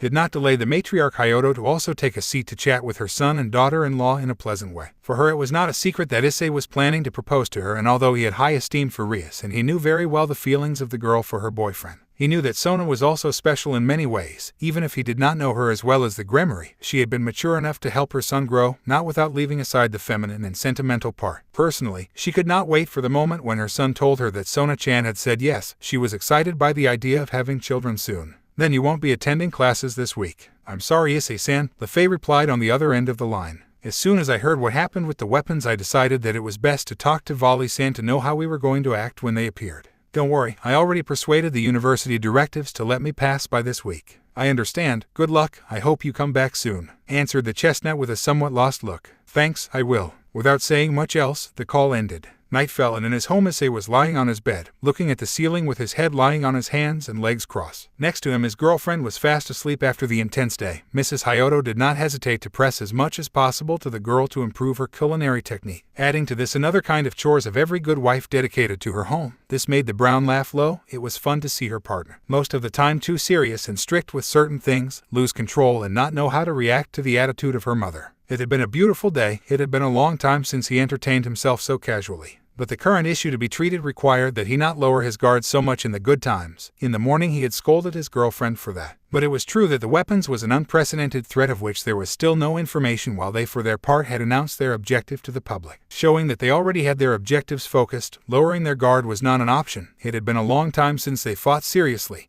and it would be best to repolish their combat attitudes. They'll have to call Kiba, whispered in the air. His best friend had long been his most laudable training partner, a habit that had been gradually lost, but that the current situation made it imperative that it be resumed with total responsibility. For Citri, the work environment was not exactly the most pleasant. The fact of having to spend her day-to-day going through more complex jobs there and with a load of responsibility much greater than her experience at the academy where she finished her second year made her mood was in constant tension. It was no longer casual problems of boys going to their ball every day. No, this time they were papers that literally reported on how the lives of many of their peers were plummeting to perdition, in good cause for the current protests, which only increased the problem that in itself was already quite serious. Any slightest mistake in her work would bring the suffering of those demons, if not her direct death, and that exhausted her mentally. Tsubaki, pass me the reports on the material damage left by the appearance of the weapons, ordered as having a cup of chamomile tea while browsing the other papers. Hi, answered her queen, also feeling the pressure of that responsibility. However, she was aware that Sona was falling back on the same mistake that triggered her expulsion in the past, obsessing over responsibility and abandoning all other things around her life. It was true that currently the situation was critical, but they were more supportive of the current administration than its new leaders. But beyond planning countermeasures against the weapons, he did not see the need for that degree of dedication for a task that rather belonged to other government departments. Sona, take things slowly. Riaz, Aquino and I already established a prototype protocol to act when those guys appear. For now it only corresponds to us. I have already read Riaz's report. For now I want to review the condition of our relations with the other races after the appearance of these types. Interrupted Citri, sighing.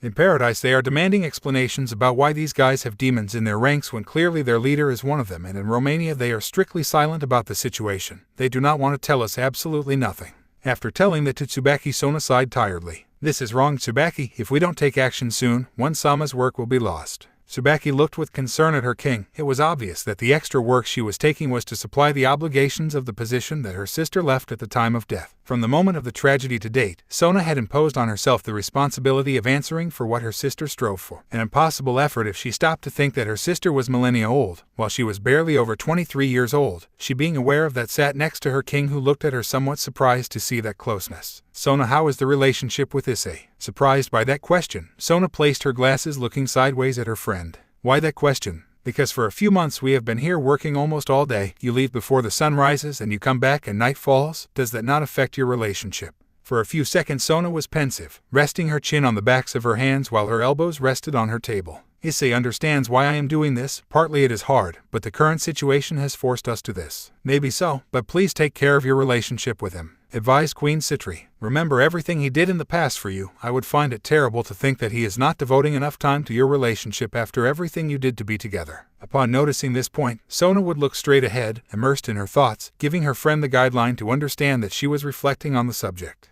You're right, Sona told her friend. I guess I'm a bit obsessed with this whole topic, and on Sunday I had an argument with him for prioritizing so much work over ours. After saying that, she closed her eyes meditatively. I have been a fool in part. You're always a fool, Tsubaki added in a reproachful tone. But she is a fool who knows how to tell when she is wrong. After the scolding now, Tsubaki's triumphant smile caught the attention of her king. What do you think if we send Benny as our representative to Romania? She, knowing the place and the customs, will be able to act as a good herald and thus facilitate the task enough for her to have a deserved time with Issei. Sona meditated silently. Sending Benny to talk to the vampires was a good idea. No, a good idea. No, a great idea. I think it's a successful plan, she granted with a smile. That will save us a lot of work. After accepting that idea, his gesture was twisted again into a meditative expression. Although now that I think about it in detail, I have been somewhat indifferent to Issei, and I would like to find a way to compensate him for that. You know, doing something nice for him, ended with a somewhat dreamy air. Tsubaki snorted a chuckle. It was better to look at her king thoughtful about how to be dedicated to her partner than with a job that did not correspond to her to do, and that felt more like a charge of conscience. Well, it's a noble intention, Tsubaki replied with a kind smile to her leader. What do you have in mind?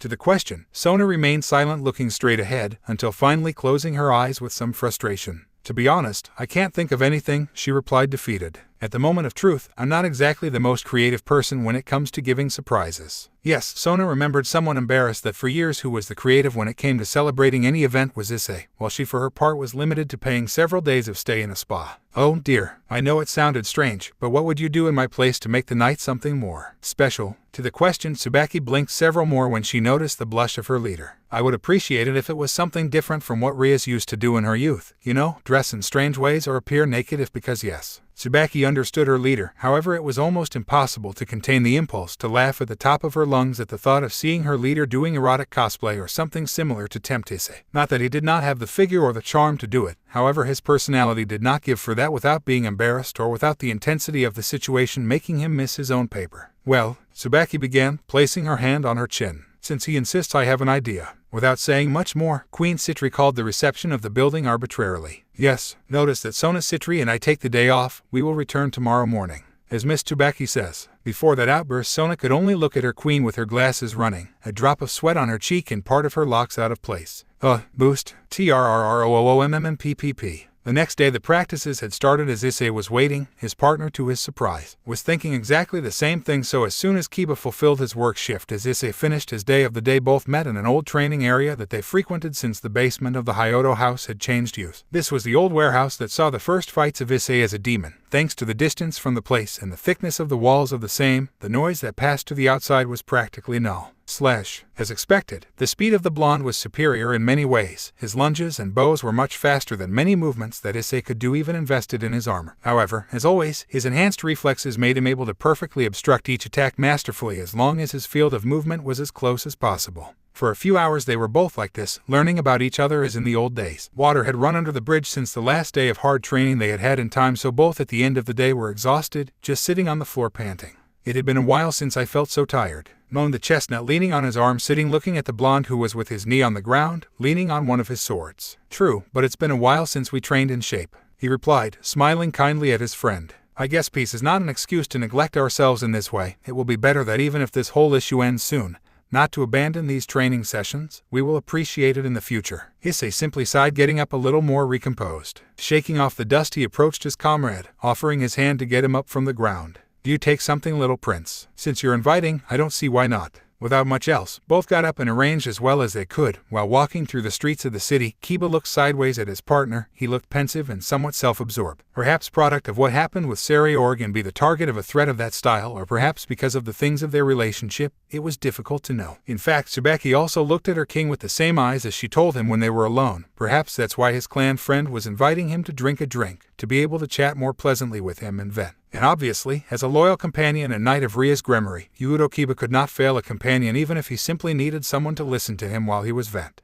Well, it's here, exclaimed the triumphant chestnut tree. For that reason, it was strange for him to see the place where Issei would go to vent his sorrows. Could you drink alcohol in such a place? Is it here? Asked Kiba, somewhat intrigued by the facade of the place. The large window with black frame was framed in its back by a huge mask containing a polished floral arrangement. On this, a white and red barrel-style tent settled the facade in brick that gave it a classic English Western touch. Definitely that place was anything but a bar. Yes, it's here, answered Issei, looking at his companion, who smiled languidly at his blunt mistake when setting the stage in his mind. Enter. Upon entering the place, Kiba was received by an atmosphere no less colorful than that of the outside. Obviously, the walls of the place were not pastry pink, but the range of magentas and oranges that contrasted with the wooden frameworks in the viewpoint and others finished settling that classic touch of that place. There were a few couples of friends and boyfriends scattered around in there, and attending to them all, a girl with dark complexion and straight black hair dressed in a white button-down shirt and black pants. Tied over these, a red apron with the slogan of the bakery. The girl, seeing the new customers, could not help but smile from ear to ear. Issei-sama, welcome, greeted the girl, offering a table to both. Hello, Zinnia, greeted the chestnut tree, raising his smiling hand, sitting at the table offered by the girl. 2 coffees, please. Without further ado, the girl retired to attend the other tables, leaving both teenagers sitting face to face. Kiba's gesture of confusion was no stranger to Issei. Is something wrong?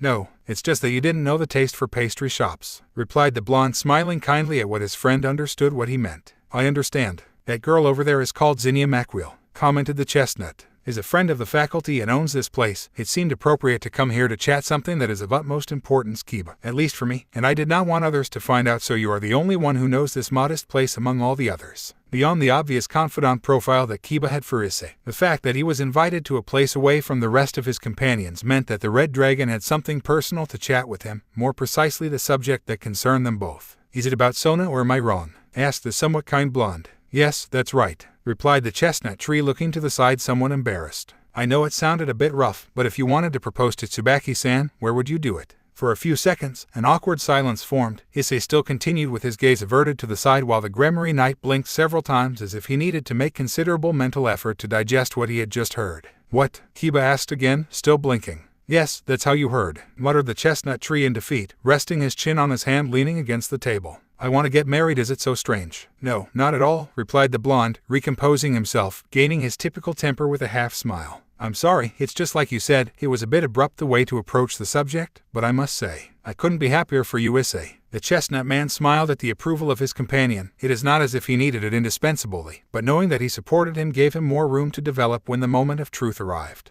And about your question, I could not tell you, but as I understand, it has to be an intimate and special place, something where you and Sona have felt comfortable in the past. After murmuring that, the blonde laughed languidly. Sorry, the truth is that I cannot think of anything else. For these cases the answer of a girl is more reliable than mine. I understand, replied Issei, sighing tiredly. The truth is that I do not know where to start with all this. Besides, with all this and the issue of those guys who killed Sariorg-san, things have become more complicated. True, answered the Rubio with a more serious temper but not without ceasing to be kind. In any case, I would not know what to say but congratulations. I wish you the best in this, Issei. While both boys chatted, Zinnia did not delay in reaching the table carrying a tray with the 2 coffees and next to each, a considerably large chocolate muffin. Both boys looked at the order blinking confused. I only ordered 2 coffees, claimed the chestnut looking at his kuai, to which she simply smiled. Nothing happens. I said it before, when it comes to Issei-sama the house invites. What relationship did that girl have with Issei to have such familiarity and have those gestures with him? Then at least I'll pay you for the coffees. I'd feel bad if you don't make a profit on this. Hi. Without saying much more, Zinnia separated from them attending, giving the field to the blonde to look with a certain profile interrogation to his friend from school.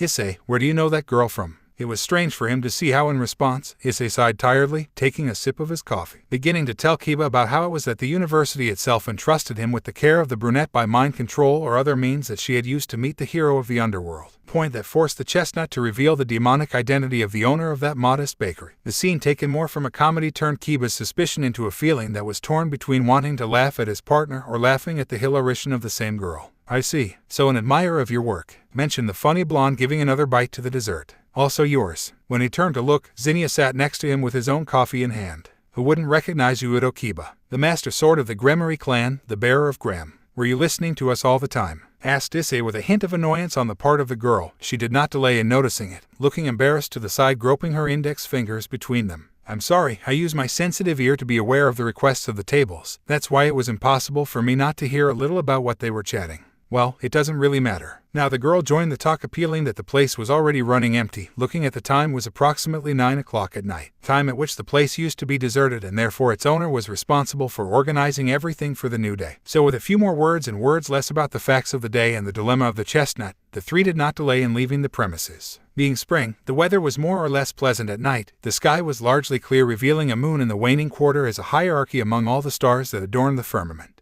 It's time for us to go home, announced the chestnut, looking at the blonde and the brunette. Both nodded. Where do you live, Zinnia? I live right here on the 2nd floor. He replied that he is downplaying the issue. How do you think I can attend all afternoon after finishing classes? I can't afford to be from transport to transport all day, so I decided to live where I work. Well, being like that, I think we should retire, added the blonde, looking at the brown. True. Now both directed their gaze to the brunette, who crossed her arms leaning against the entrance of the premises and dismissed them with her hand. Come back soon, guys. No sentimental farewells or elaborate words. That was the style of her, informal and classic, something that was a quite remarkable feature of someone who ran a local. Both walked through the streets of the place already almost deserted. The locals were closing, taking the last people from inside, and the university that was nearby had closed at nightfall. So the moved atmosphere of the afternoon was contrasted by that leave almost abandoned at that time. Haida. That is why the distant cry for help reached the ears of both. It was an adult woman apparently. Where is it?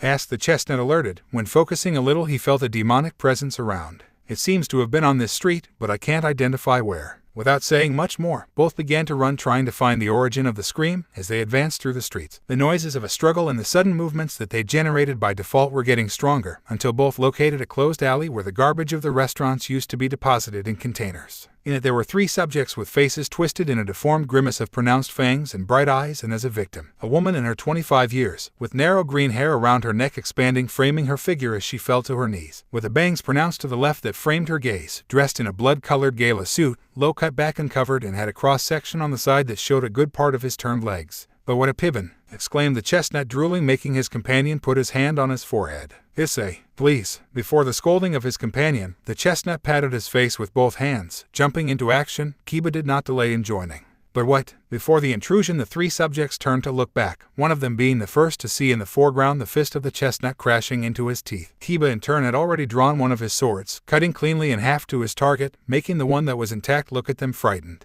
But what the fuck are Hyoto Issei and Udo Kiba doing here? This is not what we. Before being able to finish, the second descending slash of the blonde cut the last demon in half, being that the one who had attacked Issei was still unconscious, which did not take long to change by the power of the tread of the chestnut, destroying the head of this, making the three become ashes that did not take long to be swept through the air. When finished, the woman was still lagging behind, fearful, looking at the two new intruders. "Please calm down," whispered the blonde, gently extending his hand to this. All finished. Somewhat hesitant, the woman accepted the invitation, rising from the ground with the help of the blonde prince, standing in front of both still in shock. "Who are you?" asked the green-haired woman, still terrified and self-conscious. That made them both notice that they had just eliminated 3 demons in front of her. "Nothing, we are nobody," replied Issei serenely, moving to the front. "Are you well?" Before the question, the green movie, as if it became aware of itself recently, began to look at its body, to touch its face and arms where it had been scratched. "Yes, I'm fine," answered this fearful. "I want to go home." Both boys looked at each other hesitantly, moving away from the witness somewhat by placing their arms around each other's necks, secretly whispering with their backs to the hair. "What should we do in these cases?" asked the somewhat thoughtful chestnut tree. "Since a human has seen us, we have to erase her memory, make her believe that none of this happened." Both between whispers turned to look at the green movie, blinking several times, talking again secretly. "I don't know how to use my powers to brainwash," muttered the chestnut tree. After a few thoughtful seconds, the blonde sighed. "I'll take care of it. I'll call Tsubaki-san and tell her to help me with this." Since he couldn't do much else to fix the situation, Issei nodded. "If you like, I accompany you until Tsubaki-san arrives." A condescending smile formed on Kiba's face, denying the good deal. "I would like you to do it, but Sona-san should not delay in returning home if you want your marriage plan to go smoothly. You should take care of the small details, such as being at home for your return and buying some food since you have nothing prepared." Seeing the confused gesture of the chestnut tree before such words, the blonde turned his gaze to the side. "Sometimes that helps me in my relationship." The chestnut blinked several times, snorting a slight laugh at the end. "Wise Prince Charming, accompany this girl home then," suggested Issei, giving a thumbs up in approval. "I doubt he wants to wait here until she arrives." Kiba turned to look back at the green-haired woman in a red suit, looking at him with some apprehension. "It's going to be difficult, but I'll do it." Without saying much more, he bumped fists with the chestnut. "Rest for now, Issei, and greet Sona-san from me." "Okay." Somewhat hesitant about leaving his partner alone, Issei devoted his gaze to the green movie, who looked at him strangely. "I'm sorry to have to leave just like that. Kiba will be in charge of explaining what just happened." Without much else, the chestnut left the scene, making Kiba turn to look at the green movie, who still looked at him with fear, but with tiredness in his eyes, almost to the edge of unconsciousness, so it was no surprise to see her faint, being taken by the night gremmery before he fell face to the ground. "Please resist." At the plea of the blonde, the green movie turned to look at him, opening his eyes weakly. At that moment, Kiba noticed more of the details of the girl. Outside his bangs on the left, a long rebellious lock crossed between his two eyes. His facial features were well defined and elongated, settling the maturity of his beautiful face, and in his ears hung 2 bright blue earrings almost as big as the same. "Please, take me to my house," she moaned this weakly. Somewhat upset, Kiba carried her in his arms bridal style, carrying her through the streets of that uninhabited sector of the city. To his surprise, the indications of the green movie took him to a modest hotel in the sector, where he did not delay in being attended by the bellboy of the place. Everything would have ended there, unless by the time they were inside, the girl had completely lost consciousness, being tightly clinging to Kiba, so with the grief of the world, he had to take her to his room. Upon entering, he was greeted by a modest room of light ochre tapestries, a bridal bed, 2 bedside tables, the private bathroom, and the furniture that made both closet and television table. When leaving the woman in that place, he left the room, taking out his cell phone, putting his girlfriend in a situation. "Understood, I'm going there. Thank you, Tsubaki. I love you. I love you too."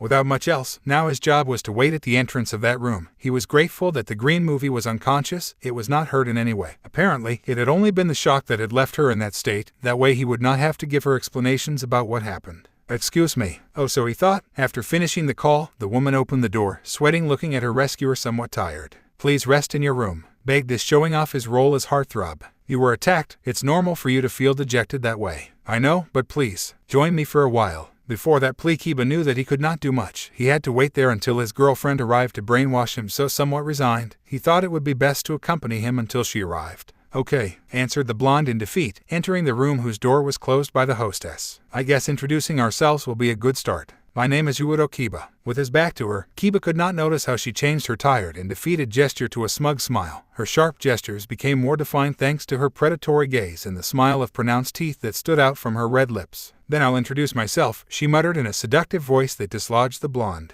"My name is Camula." As she approached him, she would remove the earrings from her ears, causing that as soon as they were released, the aura of the room was immediately contaminated by a new overnatural presence. The blonde realized he was in danger too late, when his blue eyes were already looking straight into her crimson eyes. And I'm a vampire. Issei, being in front of the door of his house, was grateful that the day had not been particularly hard. He was tired of the fuck after resuming serious training with Kiba. But nobody had bothered him recently for interviews or for conferences in Lilith. The university was not being especially hard during those days. Luck seemed to be on his side to be able to focus on preparing thoroughly for the next battle. Even so, it was her partner's turn to bring the food that night, and she was really opening. He hoped that she had taken the trouble to buy Italian food for her shift. She was the one who filled the most in his opinion.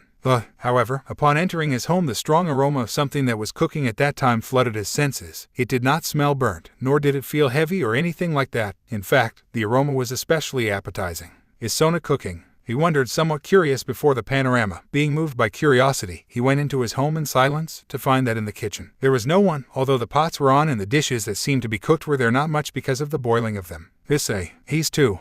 Asked the voice of the Citri from the bedroom of both. Yes, I'm back, answered the chestnut tree without ceasing to look with some interest and appetite at what was cooking. Wow, this looks good. Yeah, thank you, she replied, leaving the room to find him in the kitchen. I was putting into practice what Aka-san was teaching me over the weekend. Issei looked at his girl, somewhat curious about that. Seriously, I like this, answered this, wiping the drool with the sleeve of his jacket, looking with sparkles in his eyes what was cooking. However, nothing took him so much out of his senses and took him to heaven as being arbitrarily taken by the black movie, who pulling him towards him, making him turn, rested both hands on his cheeks, kissing him with such passion and taste that it seemed that they had not seen each other in time. When separating to catch his breath, Issei did not believe what was happening, something that was noticed by the Citri, who averted her somewhat blushing gaze. I think I've been a little indifferent to the two of us these days, I comment aloud by way of reflection. We almost do not see each other if it is not only at night, and to be honest, the last thing I want is for ours to become a bitter routine. So I decided that although the current situation is hard, I will not abandon myself to work without further ado. I will also focus on dedicating the time you deserve, Issei. Somewhat incredulous, the chestnut could simply smile, do it like a fool. It was true that those days both had been too busy in their things, and the only thing he could think about was to find a way for both to approach again as when they were younger. That's why seeing that she was taking the first step for that flooded him with happiness, one that could rarely be felt. That reminded him of how much he wanted to marry the girl in front of him. So without holding back, he pounced on her, hugging her possessively, beginning to kiss her, taking her totally unprepared, since that outburst was not expected. Although it was only a matter of tenths of seconds before he corresponded with the same intensity, caressing the back of the chestnut tree with pleasure. The caresses and kisses were getting deeper to reach a last end at that moment. That's why Sona cut the action by pushing Issei with both hands, leaving him confused. Wait, don't be so intense. She answered his question with a subtle smile, but stinging as she adjusted her glasses. There's something I want to do right now to make this special. The groggy chestnut swallowed hard at that statement. First a dinner that seemed to be quite glamorous and special, and now a special something for when they finished dinner. The emotion could hardly be contained, but seeing his partner, who after deciding what he was saying felt that his look recovered a certain spark of intensity and seduction that was already missed. 2 hours later both were together in the dining room, with some dirty dishes and a bottle of wine half finished, all set by the light of candles that were already about to be consumed in their entirety, dimly illuminating that small room.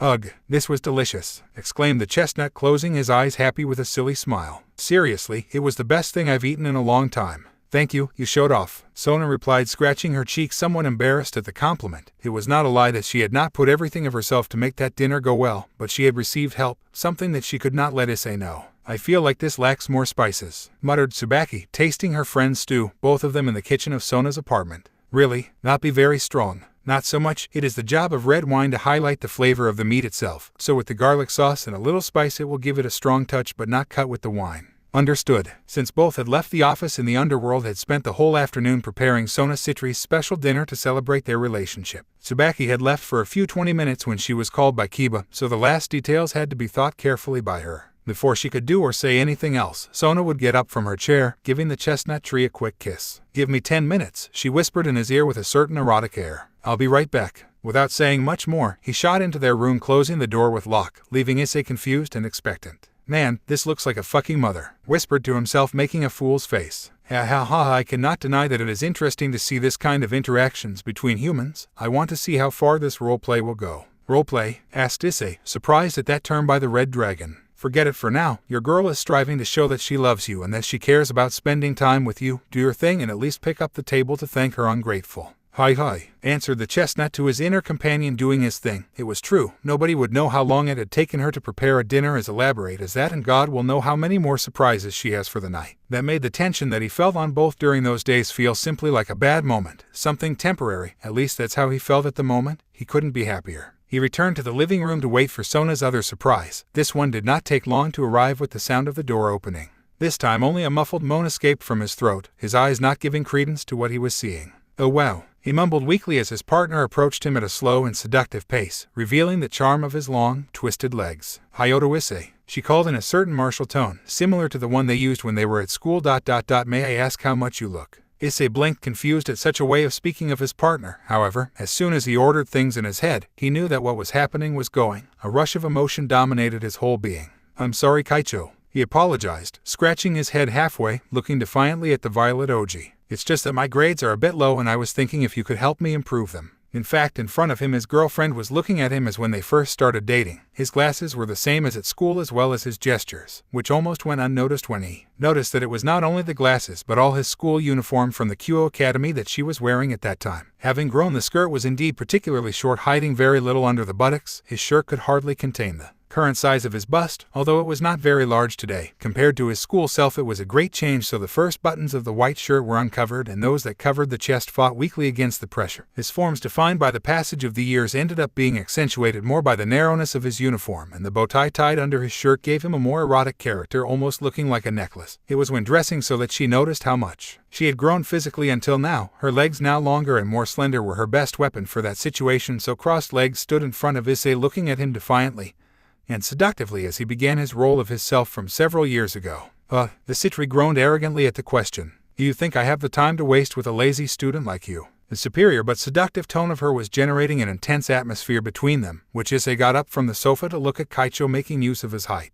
"What would I gain by helping you?" "Well, I could not tell you, Kaicho," answered the chestnut, walking towards the black movie, making it lie against the wall, looking at him mischievously with his face on his side while he placed his hand against the wall, being a short distance from each other. "But there is something I have in mind to thank you, and that would be..." In response, she felt how her intimacy was invaded by the hand of her partner, starting an immediate moan. "How would you think you and I had a good time in exchange for your help?" asked Issei with a funny smile in his gesture while playing with Sona's intimacy with his fingers, being well received by the humidity of this. In contrast, she looked at him even arrogantly. As if you had what it takes to like me," she moaned breathlessly without leaving her role. "What do you have to please me, little airhead?" The chestnut's fingers sank deeper and drew a loud moan from the Citri. "I do not know, we can see how much I have to please you," answered the chestnut, amused, taking his fingers out of Sona's privacy, caressing her right leg, raising it, making it stay with the knee raised on her waist with his left hand, while with the right he surrounded her at the waist, attracting her towards him, giving him, shortening their distances completely. Moment they took advantage of it to kiss her with all the passion that both had gathered there at that moment. The Citri did not delay in surrounding the neck of the chestnut tree with her arms while her lips and tongues danced to each other. After running out of air, Sona separated from the chestnut tree, looking defiantly at it. "Kisses like a little virgin child," Issei whispered as panting to catch the air. "That being the case, it will not be worth helping you study." "Ah yes," answered the chestnut, now happened to kiss the neck of the black movie, running it from his chin to the collarbone of this while she caressed the hair of her boyfriend. And now Sona moaned, about to lose herself in that game. In response, Issei, with the hand that surrounded her waist, he passed his fingers through the neckline of her school shirt, making all the buttons jump, revealing that she was not wearing a bra, starting to kiss her breasts, giving special attention to her nipples. "And now, do not stop,"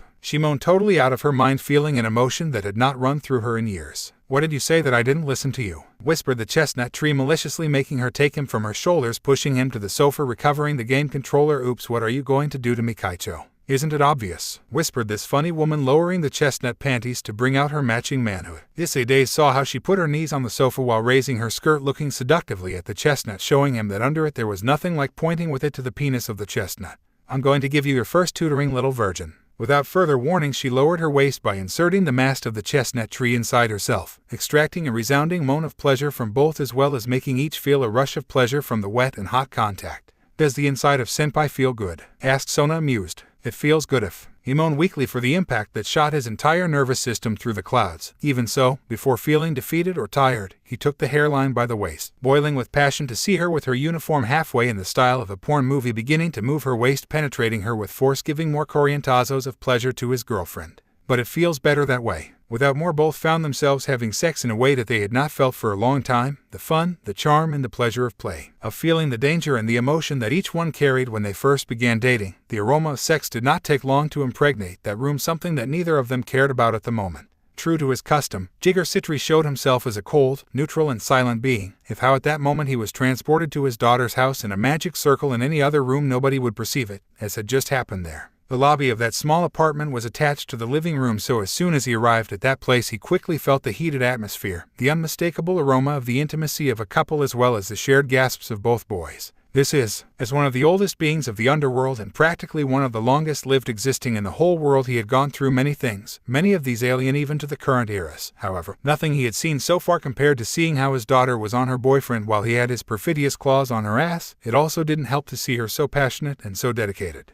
That was one of the few moments where the legendary Winter Wyvern felt that perhaps he had not made the best or the brightest decision when he appeared in surprise at night in his daughter's current apartment. For his part, Issei continued to move with force, authoritatively taking command of that act of wild demonstration of love without reservation, penetrating Kaicho, being under her and seeing how she went out of her way with pleasure for the good work she was doing. For Issei, Sona was her whole world. For that reason, perhaps blurred her ideas, thought she saw in the lobby her beloved father-in-law, whose eyes were so open as his stiff expression allowed. Why was he thinking of Lord Sitri while getting intimate with his girlfriend? That was strange, disturbingly strange. Partner, I don't want to be the one to tell you this, but that one over there is not a hallucination. Wait, what? Issei turned to look back at the lobby. His father-in-law was making strong eye contact with them. Indeed, Jigar Sitri is their boy. Maybe it would be a good idea for you to stop penetrating her daughter like you are currently doing. As if the batteries had been removed from her body, Issei stopped, taking Sona out of her quiet, who was going to ask why she had stopped so abruptly, until she saw the gesture of terror of him in the direction of the lobby, forcing her to turn. If that was an uncomfortably murky moment for her boyfriend, for her, seeing how her father looked at her in trouble while she had given him that spectacle tore her soul from her body.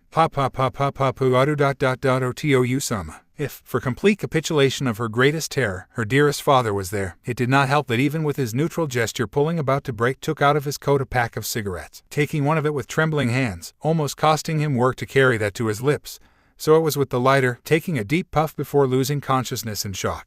The passage of time can be inclement in terms of providing rational beings with information proportional to their life expectancy. With each minute that passes, something new is learned through interaction with the world and the rationalization of it. So it could be said that already beings whose length of their life was counted in millennia, nothing could impress or impact them, since they already knew all the good and the bad that life could offer, often from their own flesh. To date, Jigar Sitri remembered only one event in which he felt unprepared and off guard from his early life. On that occasion, Serafal had just acquired his title of Daimao, which he had not celebrated properly. He had not given a few words of encouragement to his daughter or anything that would make him show his pride in the achievement of his firstborn. So, without further ado, he left the comfort of his throne, going to visit the place where his daughter currently resided. He did not need to announce himself or anything like that. The wake of his power would be enough for her to know that he had arrived at her home, giving him enough time to prepare a welcoming committee more than adequate for his meeting. That is why on that occasion, when he arrived at the central hall of the castle where Serafal resided and saw that no one was waiting for him, in fact, he felt confused. His gaze narrowed slightly before that obvious lack of respect for his person.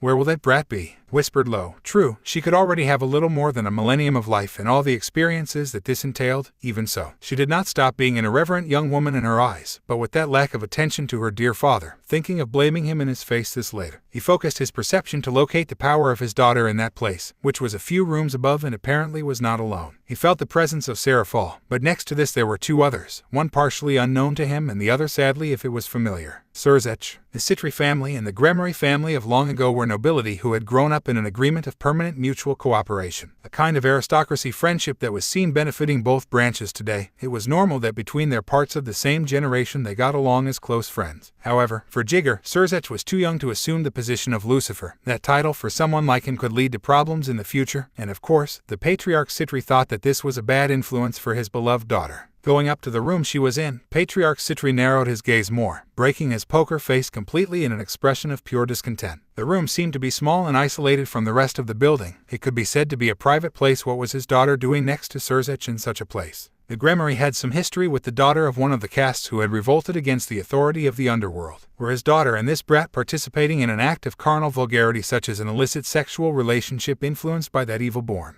Annoyed at such a thought, the black movie pushed the door with his palm up. Just as I expected, what I feared was happening, but it wasn't exactly what I thought. Adu-san. Serafal's cry of terror resounded through the room, which was dimly lit by the light of half-consumed candles. This was partially naked except for her privacy, covered by a black leather thong. Something that greatly uncomfortable to the patriarch Citri was to see that she was not the only one who was dressed like this, seeing Grafia Lucifuge dressed the same way. But as having a strange pink phallic-shaped object pointing at the new daimao was an image that was charcoal taxed in her memory. And at the other end of the room, tied in a chair totally naked with an erection half dead, was the bad influence with his blindfolded and a kind of gag in his mouth. He was sweating apparently from the heat of the place, but his gestures showed that he was nervous and terrified, apparently before the intrusion of the already retired daimao. So hearing her dear friend say that he had just entered the room, began to convulse to the point of foaming at the mouth, an achievement considering the piece of plastic that took up all the space on her lips. The reaction of the two women was not so extreme, but Grafia's white was equal to that of her hair, while Serafal trembled irremediably, revealing a fang coming out of her lips like a tsundere from the anime in the future. Jigger was no saint. In fact, he was a fucking demon. It was obvious that over the centuries he had also developed his paraphilias, his fetishes, and his wife was very accommodating to them, as well as hers, but one thing was that inside, and quite another was to know that kind of games by his daughter. Up until that point, that was the most awkward scene the Winter Wyvern had ever gone through. Until then,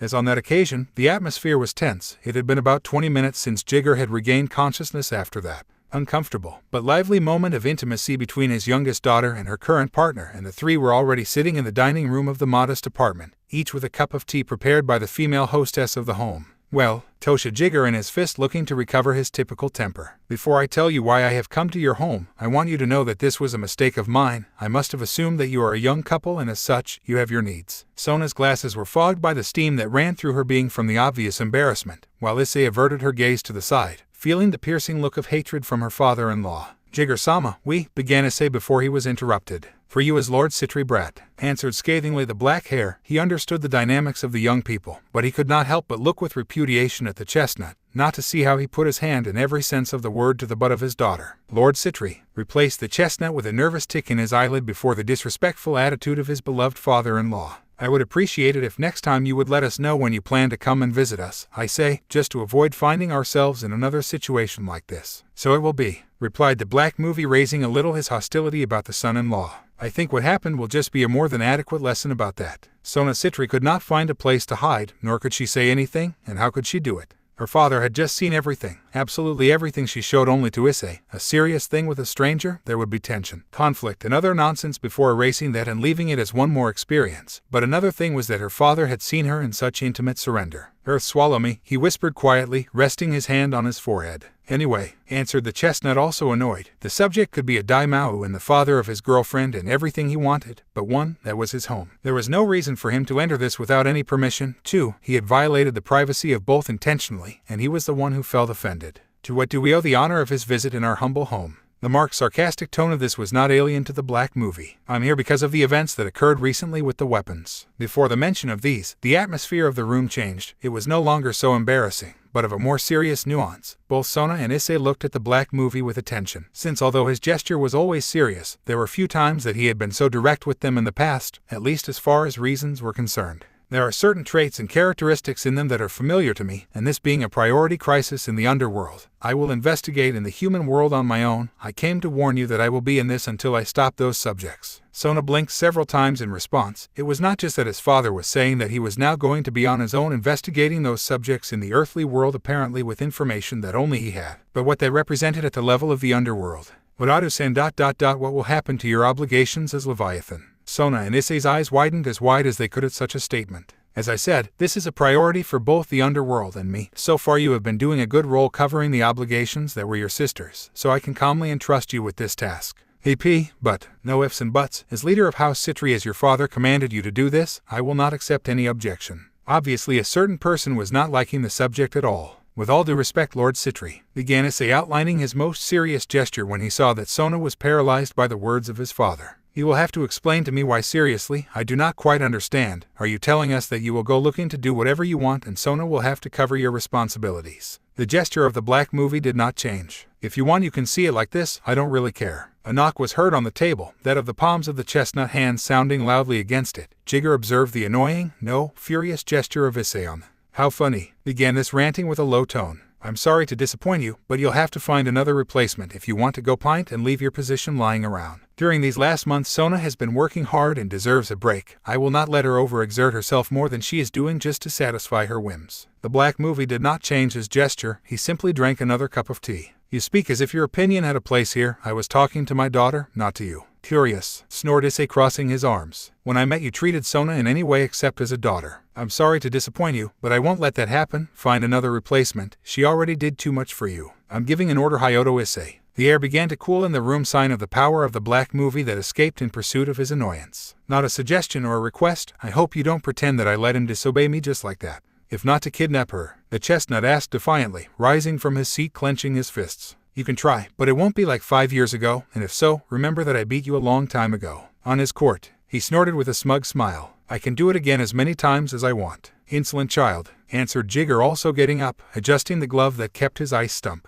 To this day I still believe that I was very kind to you. Besides, if it were not for the dragon inside you gaining control over you, you would not have been able to survive. Do not be arrogant. Boost. The boosted gear appeared on the chestnut's left arm. Stupid old man, get out of my house. Likewise, the crystal of Jigger's magic core appeared in Jigger's right hand. It seems that it is necessary to teach you good manners, brat. Hi, you too. Sona's cry caught the attention of both. Turning to look at them, observed that she was upset too. However, her gesture not only showed anger, but also truly meditative, almost oblivious. Issei recognized that gesture was one of the most detested. Sona, the gesture when she was going to do something she felt she hated. Father, he began in a dull tone, looking at the ground, is it really necessary for me to replace you? It is, replied Lord Citri, looking arrogantly at his daughter without diminishing his intention to battle. Since Serafal died, there has been no one suitable for this responsibility. You in part are not yet, but you have dedication. You have fulfilled many of your sister's tasks fully. I can only entrust this to you. Silence took over the place for a few seconds. Issei looked at her partner, unable to believe it. When she had finally decided to give herself more time to rest, to take care of herself, as well as the relationship between them, was she going to abandon that intention simply to listen to her father, who treated her like garbage? Nothing more, because he was using Serafal's memory to make her accept. I understand, he replied, starting an expression of surprise and anger from Issei. I will do what you ask me. Father, I'm glad to hear that. Sona was a little depressed about the same thing. It was obvious that she was failing Issei by accepting such a ridiculous order. However, she had to do it. It was an order that her father was entrusting to her. But it was not just any order. I can only entrust this to you. It was an order that was based on him trusting her fully for that and no one else. How could he reject something like that but coming from his own family? Maybe it was the death of his sister and realizing that there were not many more relatives, but somehow he wanted to maintain a bond with his father. It was sad, but that was the reality. Even so, seeing Issei's incredulous gaze towards her made her gaze wander embarrassingly to the ground. She needed no explanation as to why. Are you serious? Asked Issei, incredulously, looking annoyedly at his partner. She expected him to feel sad and upset, but somehow his look carried much more dissatisfaction and discontent than he had thought. Do you really intend to accept that just like that? Yes, answered this with a rapture of shame, but without ceasing to support both his decision and his look at his partner. I suppose my father has clues to investigate on his own. If what he requires to do so is that he takes his place while doing it, I will gladly do it, Issei. He for his part did not believe what was happening. She, that cold girl with whom he was sharing his life, with whom he lived so many things as a boy to date, whom he knew better than anyone and vice versa, the person who understood him most and who was his complement, was he preferring to listen to the son of a bitch who had objectified her in her childhood simply because she asked for it? Is this because I mentioned Serafal-sama? Asked this dangerously low. In part, he replied sadly. It's something I have to do, Issei. You hate her. He shook his head silently, with a genuine disappointment that saturated his being to the depths. That look made her swallow saliva, bringing his hand to her elbow. This is ridiculous, he whispered in a contemptuous manner, without being fully aware that the feeling of disappointment towards his partner was quite strong, almost being anger, showing absolute reproach towards Sona. In the end, for you, you have only cared about the work and not the people who love you. Sona's eyes had opened wide before such a cruel statement. Looking at Issei without being able to believe what he had said, Jigger observed everything in silence. Somehow, despite all the negative feelings he could have towards the chestnut, in part he understood the reason for his feeling like that. However, the current situation did not allow him to feel empathy. There were more important things out there. You hate Sona Citri. Do what you want. Bufo Issei, turning his back to both Citri, taking his jacket from his coat rack, heading in the direction of the exit. Issei, this was strange for the Citri, who quickly ran in the direction of the chestnut tree. Which is what? It's none of your business, exclaimed this annoyed, opening the door of the house without turning to look as he left. Don't wait for me tonight. But, PAFFF. The door cut short any trace of the conversation that had taken place, leaving Sona with the word in her mouth and with a huge emptiness in her stomach. It was obvious that Issei was not going to be happy at her decision. However, that look of pain and disappointment had crushed his heart horribly. It was the first time he left in the middle of the night after an argument. That was definitely the first time I saw him react so badly because of her. Issei whispered lowly, without stopping to look at the entrance of her house, just with his fist on his chest. The footsteps of his father approaching her broke the silence of the place. I'm sorry, Jigger said, resting his hand on his daughter's shoulder. I did not expect this to be taken so badly. It was my fault, but you have to understand that this matter is a priority. I will take care of compensating you both when all this is over. At that moment, that attempt at retribution and understanding on the part of her father felt like sand in her mouth. Was it really worth it to have made that decision for his appreciation? Hi, Adu-san. After such an explosive departure from his home, Hayato Issei found himself walking aimlessly through the streets of his neighborhood, already lacking any sign of life due to the late hours of the night at which he had begun his journey. He had not had a head for anything other than taking his jacket and leaving. Even after about 30 minutes putting one foot in front of the other with his hands in the pockets of his jacket and being accompanied only by the steam mist of his own breath, he did not seem to have a clear plan of what to do or what to feel, beyond the anger and the rapture of fury he had after what happened in his home. Sorry. His frown was dimly illuminated by the lights of street lamps in the streets and a weak illumination that was provided by the moon rising high in the sky, faintly sheltered by a few clouds scattered enough among themselves to allow the white glow over the city obscuring it just a little, making a successful compass with the perforating cold that made at that time curious drop in temperature in the case of a spring night. Perhaps that would be what Issei needed to be able to think with a cool head, as he began to feel the tension in his legs from the exercise he was doing. Finally article that he had to do something or go somewhere, if he wants to organize his ideas to decide what he would do at that moment. So he did not delay in stopping in his tracks, raising his gaze to the sky pensively. I can't believe it. I just can't believe it. That would be the most natural, to act in pursuit of what was obvious, but her mind was not to process anything in those moments. Throughout her journey her thinking was crushed by the potpourri of feelings that Sona's decision had generated, to choose to bury herself in a sea of obligations that would crush her as well as the relationship of both. They were already distancing themselves enough because of their respective obligations. Did he really want to finish ending the little time they had for both of them to help their father's wretch? Thinking like this justified his state of mind. He was right.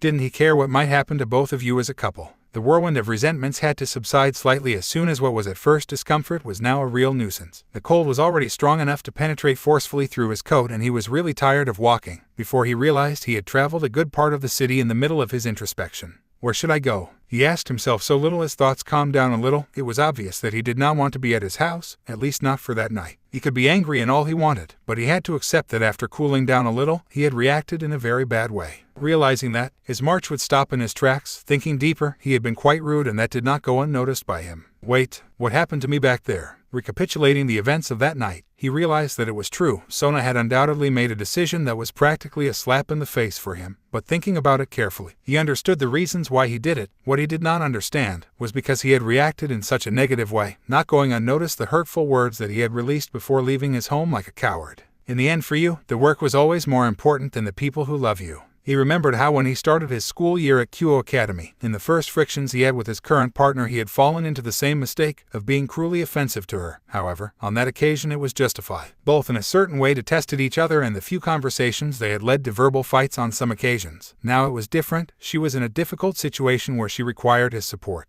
Instead he turned his back on him. At that moment Hayato Issei felt disgusted with himself, miserable for his haughty reaction. However, all was said and done, at least for that night. He could do nothing but take shelter on his jacket when he felt a particularly cold breeze blowing at his back, reminding him to be on the street, which was not exactly a good plan with the current climate, more when the sky began to be covered by heavy clouds with a leaden gray color, sign that it probably wouldn't take long to rain. Tomorrow I will apologize to her. Examining the place with a quick glance, I noticed that it was about 10 minutes' walk from a known place where I could spend the night. However, I hoped that the people who would attend him in this one were not the ones he expected them to be. After a while more walking, he saw himself in front of that huge building with its immodest flowered and neatly decorated front garden which he once called home. There were some things that had changed with the passage of time, at the moment the most obvious, as on the front door there was a rather ostentatious sign that said Posada Hyoto as expected, despite being just into the early morning. The lights on the first floor and on some of the upper floors indicated that the place was at least minimally active. Upon entering, being announced by the noise of the bell above the front door, he could not help but think of his loneliness, as the entrance room had been rebuilt to turn it into the lobby of his parents' business. Those days when the entire Gremory clan gathered there seemed distant for that moment, until some footsteps that sounded accelerated from the staircase made him notice that for a while he was alone standing at the entrance. "I'm sorry," apologized in a voice that he clearly recognized, and that could not help but tear a smile before finishing appearing by the staircase that gave access to the upper floors. "I hope I didn't have to wait long for you." Issei, "Hello," greeted the chestnut, raising his hand, and then moved to the hall where his hostess approached almost without believing that he was there. "I hope not to disturb coming here at this time."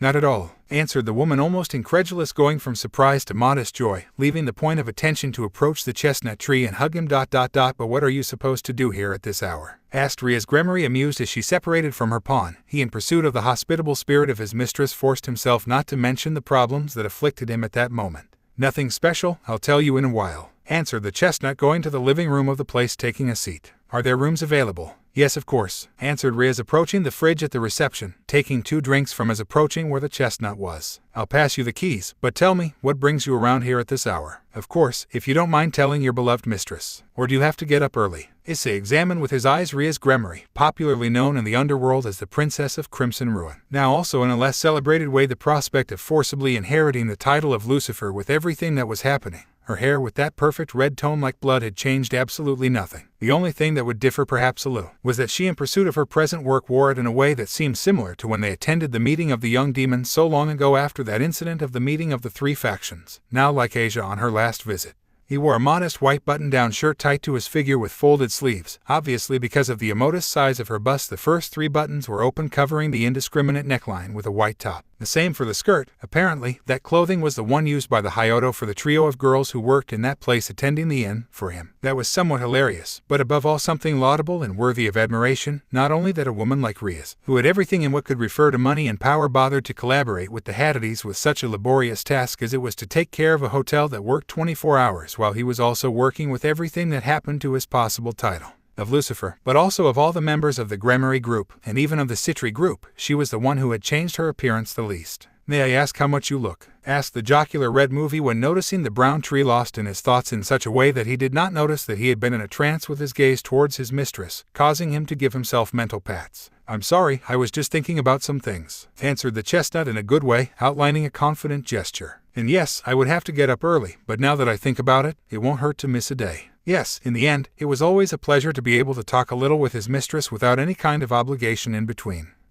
I think you're giving yourself too much liberties by telling me, just like that, you're going to miss school tomorrow, Issei," scolded the red movie jokingly, sitting next to his servant. "Since you are responsible, I order you, if you are not going to study, at least keep me company tonight that I have a turn." A few laughs escaped both of them. "Are you going to rest tomorrow?" asked Issei, raising his bottle to his mistress. "Yes, for now things may be quite bad, but I also think I've earned a break," she replied, bumping her bottle with the chestnut bottle, both starting to drink. For Issei, that seemed to be a good time to relax from everything. The order of his mistress seemed particularly funny, and as that when remembering that it was an order, he could not help but sink somewhat into his memories, noticing that the decision he made that day, a little more, just under 4 years, it had been the best he could take in his entire life. 2 days had already passed since the promotion ceremony to high-class demon after the defeat of Rise and the sealing of Trihexa at the cost of the leaders of the 3 major factions. So now the power of the underworld had been delegated to the next in the rank of hierarchies, to the queens in the case of demons. That had been a strong loss of absolute power both in the political as well as the moral and social spheres. It was beginning to require new heroes to rise up to take the place of those who opened the way to the future. For that reason, Hyodo Issei, after his performance in combat, was promoted to high-class demon without major obstacles of protocol or similar. His popularity and charisma were necessary to give stability to the social crisis for which he would begin to go through hell after the arduous battle.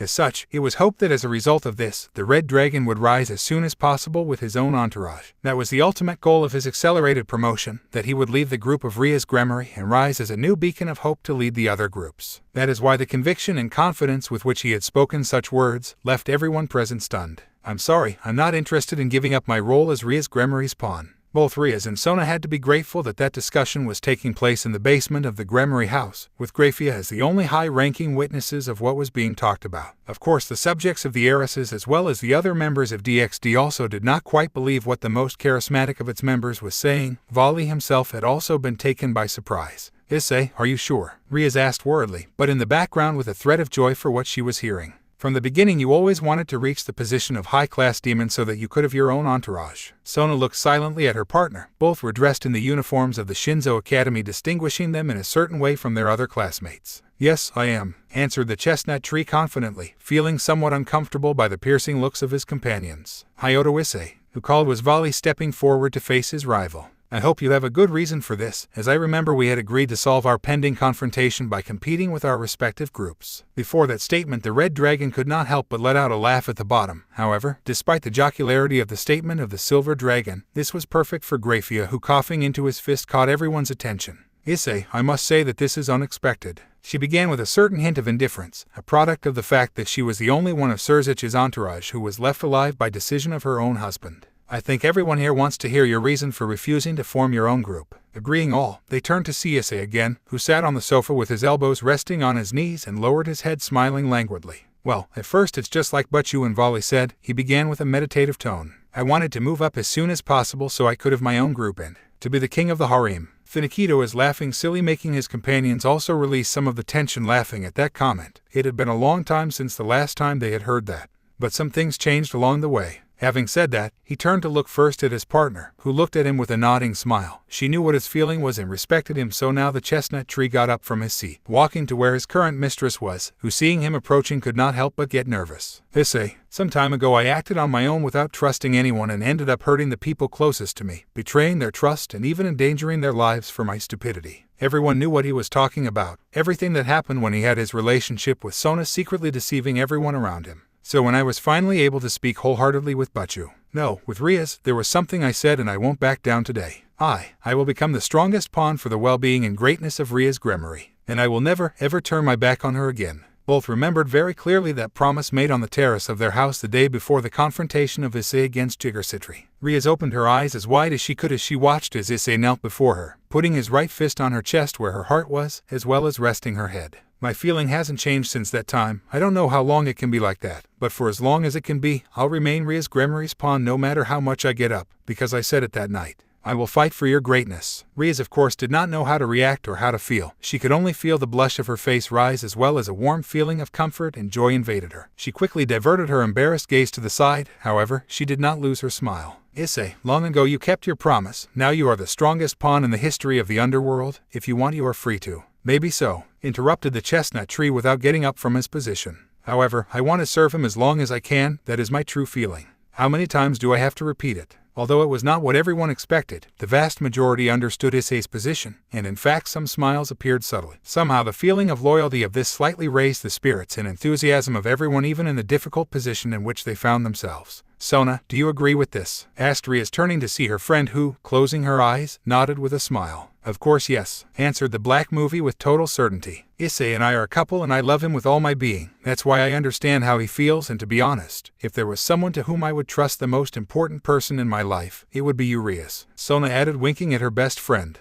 I wouldn't want it to be any other way. Everyone nodded. Apparently, the idea of disarming the Gremory clan was not one that would be contemplated for the time being, no matter how much time passed. So Butchu, returned to Issei, calling everyone's attention. I will have to ask you as your subject to lead the battle we will have in due course against Vali's group. The Platinum movie simply narrowed its eyes. Do I face each other as a king and you as a pawn? Let's go. If I learned anything from Sona, is that 8 pawns can be just as important as a queen in terms of technical quality when it comes to playing chess. For a moment there was a palpable tension in the room over Vali's apparent displeasure with Issei's decision. However, this changed when a subtle smile rested on the Platinum film. I would normally consider this ridiculous, but since I will not face an ordinary pawn but the strongest pawn in history, I will consider it a challenge to measure. Hello, Earth, calling Issei. Between clicks and the constant of the red movie, they brought the chestnut back to reality, remembering that he was at that time in the lobby of the Aroto and sharing a drink with his current mistress. I'm sorry, I was a little lost in the trunk of memories. Don't talk like you're already an old man. Both continued chatting happily in the armchair of the reception. Apparently during the rest of the morning no other client would appear, so the time passed without anyone interrupting them. Sharing between moments where some of the two became nervous or others where even the same Rias burst out laughing, breaking all the subtlety and bearing with which she had to maintain her typical profile. It was not surprising that the sky began to paint dark blue, revealing that it was already past dawn. Rias sighing when he noticed that through the window, Issei simply imitated his mistress, sighing with a tired smile, looking amused at his mistress's dark circles. Probably he would also have the same ones. It's true, but it's been a long time since we talked like that, Ria's leader Gremory nodded without losing her smile. However, the air around her after that phrase gave off a certain nostalgia, almost sadness. Issei, why did you come here? She asked without averting her gaze from the window, still holding the drink in her hand. Evidently the question had taken by surprise the red dragon who, relaxing his being again, also looked at the window. Even so, sadness and regret did not take long to appear. I had an argument with Sona. Sincere without thinking twice, perhaps because I needed to tell someone.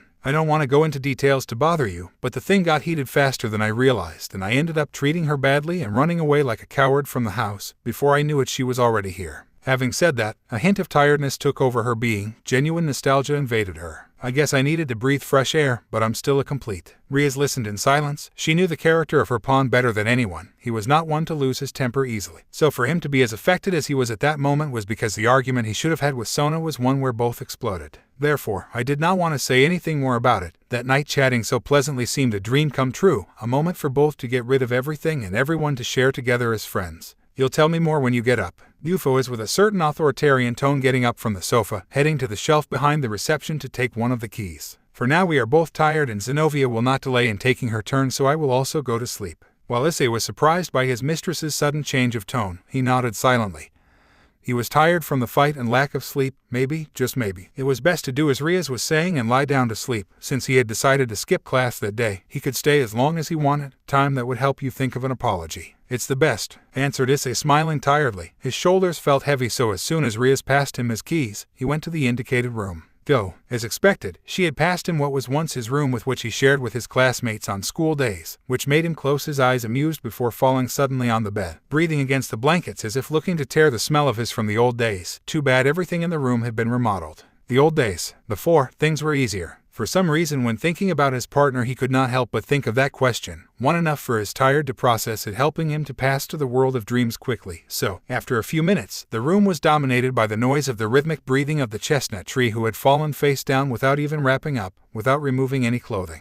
That was until another noise interrupted the apparent peace, that of the door slowly opening, as well as the faint footsteps of someone who entered it slowly until he stood at the side of the bed, looking at the one who occupied it with a certain melancholy. I'm a stupid woman. Bufo the intruder, sitting down, careful not to move or wake the sleeping subject, who could not feel the weak caresses that this propitiated on his bare cheek. Riaz Gremory felt miserable with herself at that moment, a woman who had everything that life could offer, and, however, there was only one thing that she could not obtain, and that shamefully to her present day had her still obsessed. The heart of her pawn. She could not believe that she had to reach the point of being able to touch it only when she was fighting with her partner, as well as totally exhausted from tiredness. As I wish that you only looked at me, she whispered sadly, still caressing Issei's cheek as if it were the only valuable object she could have in her life. I do not understand what I do in this place at this time, Issei said with some strangeness, to be standing in front of the entrance of the cafe of Zinnia. It was strange. A few hours had passed since noon, and ignoring any other desire or thing he had in mind, the first thing he had done after getting out of bed at his parents' inn was to walk directly there, without any kind of pause. Well, I should have invited Riaz at least. Thus, he wanted to enter after arriving at that place, but the closed sign that was at the entrance truncated his plans, as he remembered. At that time as Kuai should be studying, and since he had skipped his classes that day, the mismatch of schedules now played against him.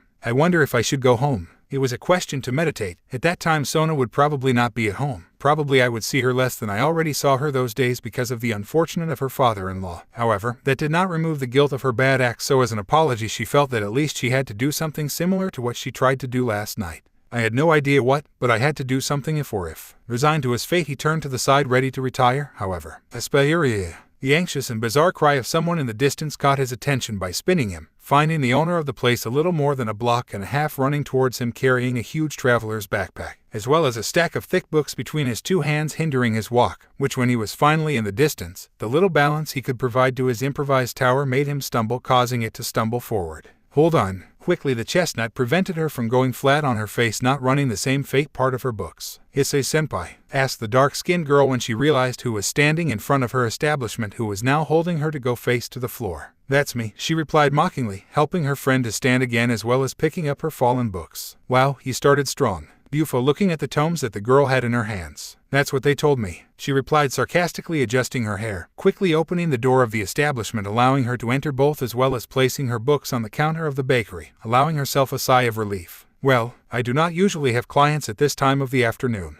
May I ask why I owe the pleasure of having you here so early? Having been caught off guard, the chestnut man opened and closed his mouth without saying anything, looking to the side. He was not sure whether to tell about his problem with his partner to the dark-skinned girl, less with that smile that grated the childish with which he was talking to him despite his worries. It's a long story, I answer, opting for at least that moment to entrust his secret only to his mistress. I had nothing to do and wanted to find a place to think for a while and end up arriving here almost by osmosis. The brunette at the comment smiled smugly. Wow, I must be pretty good with my cakes. It helps a lot that you have never charged me the first, answered hesitantly the chestnut, making both laugh slightly. Well, since you put it like this, thoughtful buffo Zinnia, resting her index finger on her chin looking at the ceiling. I think it's time for you to earn what I invite you here. Of course, before such a premise, the children's hero did nothing but raise his eyebrows, confused seeing how his hostess entered the private area of his establishment to return with some changes of clothes. My mother said there was nothing like hard work to clear your mind, she announced, dropping the 2 sets of uniforms on one of the tables and then wiping her hands and placing her fists on her hips enthusiastically. So today you will help me. Of course, the chestnut looked at the uniform with a nervous tick in his eye. Since when are you supposed to order me to work for you just like that?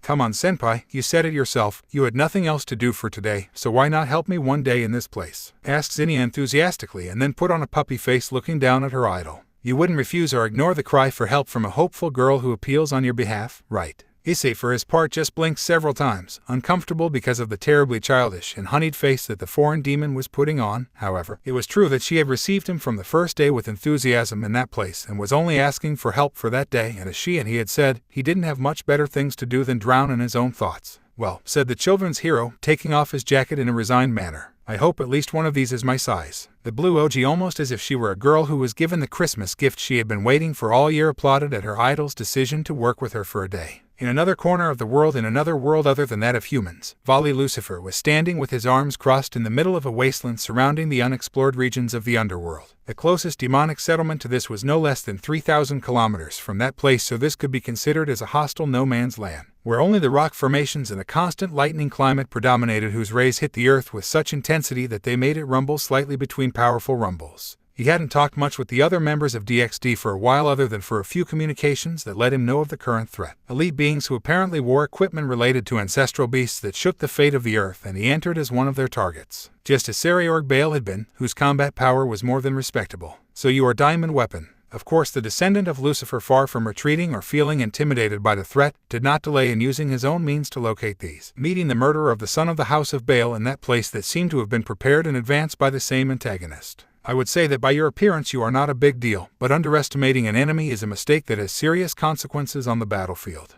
The Seraphim removed his mask to give the devil a friendly smile whose gaze was loaded with an overwhelming purity. I'm glad you think so, son of Lucifer, though, replied Lucifer, giving him a sweeping glance, looking at the bearer of one of the Longinus based on the celestial dragons, as well as those who accompanied him. A black-haired subject who wore a Chinese armor with golden ornaments which was sheathed by different accessories such as a floating ribbon around his neck, a golden tiara on his forehead, and jewelry in different parts of his equipment. The same subject held as a weapon a red cane and floated on a gray cloud. A girl with blonde hair that fell gracefully down her shoulder in the form of pronounced curls, who was dressed in a cream-colored formal suit which was sheathed by a loose dark blue cape with white and gold embroidery, as well as a pronounced witch's hat whose tip curved forward, his weapon a staff of old and worn oak wood which at the tip bore a bright red gem. A subject with blonde hair who wore a neatly arranged tuxedo which his only variation was the leather sheath tied at his waist which carried 2 swords that radiated a huge sacral power. A woman with black hair that reached her neck. Her appearance compared to the rest was the most bizarre, since it consisted of an ostentatious Japanese kimono full of ornaments such as detailed embroidery that made pronounce her neckline and the cut of her legs, not to mention that she herself was framed by 6 demonic wings that embraced her delicately. And finally, an ash-haired girl who wore a black combat costume archetype of the church. Her eyes closed and her neutral expression was a trait that suddenly disturbed most of her enemies.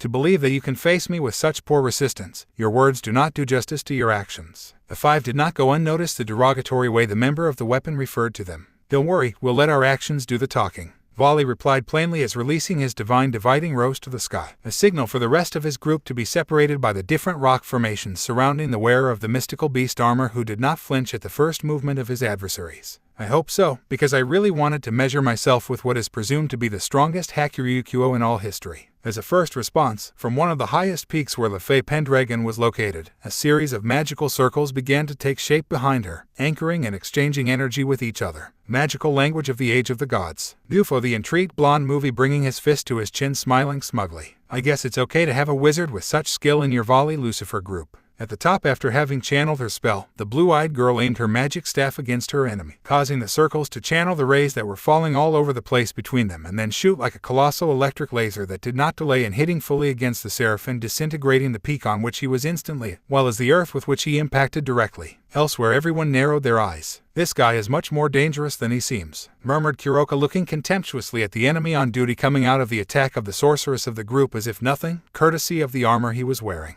However, the armor did not cover his entire being. His head was totally exposed to any attack coming from any direction. PAF. So 3 shots did not take long to echo throughout the wilderness, courtesy of the most recent of the members of Volley Lucifer's group, which were stopped in their tracks by the hand of the celestial being. He is aware of all his blind spots. Ciego's Bufo is quickly reloading the 3 bullets he had used from his revolver. "I suggest a joint attack." "Well, teamwork has never been a strength of ours, Lint," replied mockingly Biku, holding his cane behind his neck. "Why do you think everyone calls Volley a cretin?" "I don't think it's the best time to make jokes," Arthur interrupted, drawing both swords prepared for the first melee. "I'm in favor of Lint's suggestion. We should corner him by putting as much pressure as possible." "Understood." So the 4 members of Team Volley, excluding their leader, pounced on their enemy while the descendant of Lucifer, separated from them, began to charge the necessary power to force the maximum power he could squeeze from his sacred gear. "Bring us 3 capuchins, Porfies." "Mine Irish. How I love Irish cappuccino." "Can I order mine with amaretto?" "With what?" asked the red dragon, arching his eyebrow, writing down everything he could in a small notebook, as much as the worries allowed, since the establishment was full and while he was trapped trying to understand the order of a table. "Issei-senpai, you are very slow," protested the black movie from the counter, preparing the orders of those who were sitting at the bar as well as those that the red dragon had already passed, thus increasing their stress levels. Currently, the hero of the children was honoring his word by collaborating with his kuhai with his work, doing a heroic job as the only assistant of her in the premises. At first it did not seem to be a big deal, however, as the hours passed the number of customers who were arriving made their work of attending the tables and carrying things more complicated. An hour after the heyday of the business, the red dragon could finally afford to lean against the bar counter, rubbing his head. Why do so many people come to a bakery? The question seemed curious, but he had some reason that was not alien to him or to Zinnia. That was a modest but attractive bakery, although not enough to attract so many customers without any kind of incentive beyond the quality and good taste of the desserts created by the hand of the foreigner. "Well, promote the place since you arrive with events, promotions, and little things like that," she replied, pointing with her chin to a space on one side where there was a loft. "Today, for example, is karaoke night, and those who sing are made a promotion of 2 for 1 for the purchase of." The chestnut's gaze narrowed momentarily. "That explains why so many people sing like an out-of-tune cat." While having to learn the weird names of the Palangra's recipes, as well as memorizing everything they told him, was stressful on the run. Having it all been paced by the out-of-tune chants of customers, augmented at full volume by the stereos of the store, had contributed to the general tiredness of the charismatic hero. And yet, yes, but there is a very good atmosphere at the moment, isn't it? While Hayato Issei was not very happy with how the afternoon went, he had to admit that what the black movie said was quite accurate. Without so much clientele already by the hour, the atmosphere was pleasant. Everyone chatted with his company animatedly, enjoying the dishes of the place, allowing both demons to smile satisfied. "Only for this time I will give you the reason. It is a good place," granted the chestnut, outlining a smile. "You should know that since I gave you to try the first muffin. Maybe if, but I still had my doubts." UFO is mocking, tearing a smile from his boss of the day, who after a few busy operations in the box allowed herself a triumphant sigh before approaching a case under the box. "Cover the orders," she asks, dragging the case of what looked like a guitar outwards. "Hey, but what are you supposed to do?" asked between joking and surprise the chestnut, getting as an answer the wink of his admirer. "It is not funny to have a karaoke night if the owner of the place does not participate." With that premise, Zinnia Macwill did not delay in doing on a modest wooden bench, taking out of its case an acoustic guitar, accommodating it on his leg and chest while also accommodating the microphone at the height of it. Seeing how the owner of the establishment had taken a seat to sing next to a guitar instead of the karaoke equipment, silence dominated the place due to everyone's expectation to see how talented the woman with a chocolate complexion was for such a feat.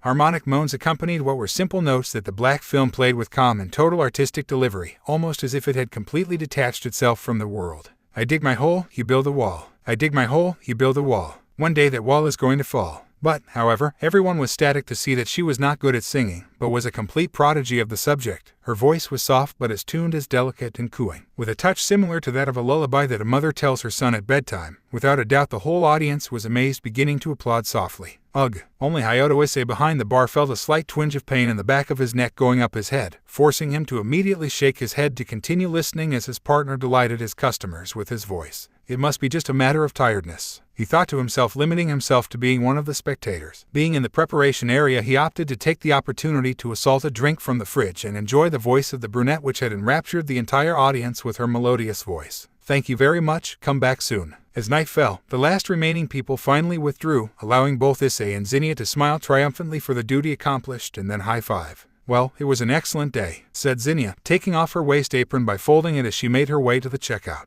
"Until finally," I grumbled in response, the chestnut sitting in one of the seats in front of the bar watching the black movie settle its accounts. "I didn't think this was so crowded. It is usually weekends or when I do this silly thing to promote by day," answered the black movie, closing the cashier and then go to the counter and take out 2 of the special muffins, passing one to the red dragon. "Take, you've earned it." The chestnut of course looked at its reward gratefully. "Thank you." "No problem. Before I must be the one to thank you. I did not think that this would be so full with so little time that this place has been open. If it were not for your help, it would have been impossible for me to attend to them all." Next, she went to a mini bar that she had stored with special care under the bar, calling the attention of the chestnut tree. Since it was opened, the proud brunette took out a bottle of classic Finnish liquor from it. "I hope you're good with strong liquors." Musito, she raising the bottle victoriously, as well as taking 2 glasses from the counter. "Well, as a demon and part dragon, you should know that alcohol has long since ceased to do any effect to me," grumbled smug Issei, being reciprocated by the defiant look of his hostess. "That's good, because this is not just any dear drink," she announced triumphantly and to some extent with pride. "This baby from here is made with nothing more and nothing less than distilled golden apple. A gallon of this beauty could knock down Tannen himself." Wow, of course the children's hero did not expect to find a drink made of such fruit in the human world. But where the fuck did you get that thing? It is only told who the saint was, not how he did his miracles. Short, she filling both glasses, offering the first to her idol, who somewhat intrigued received the drink, seeing how his admirer gave him a preventive drink to it, shaking his head after this. "Hey, this is indeed strong." Bufo, she exhaling steam through her mouth in an almost cartoonish way. Issei, just as reserved, also gave the first sip to his glass, recognizing that the drink as such was quite strong. However, he had simply slightly soured his gesture. "Cheers," he said with some enthusiasm, offering his glass to his companion, who sitting in the armchair next to him answered his invitation.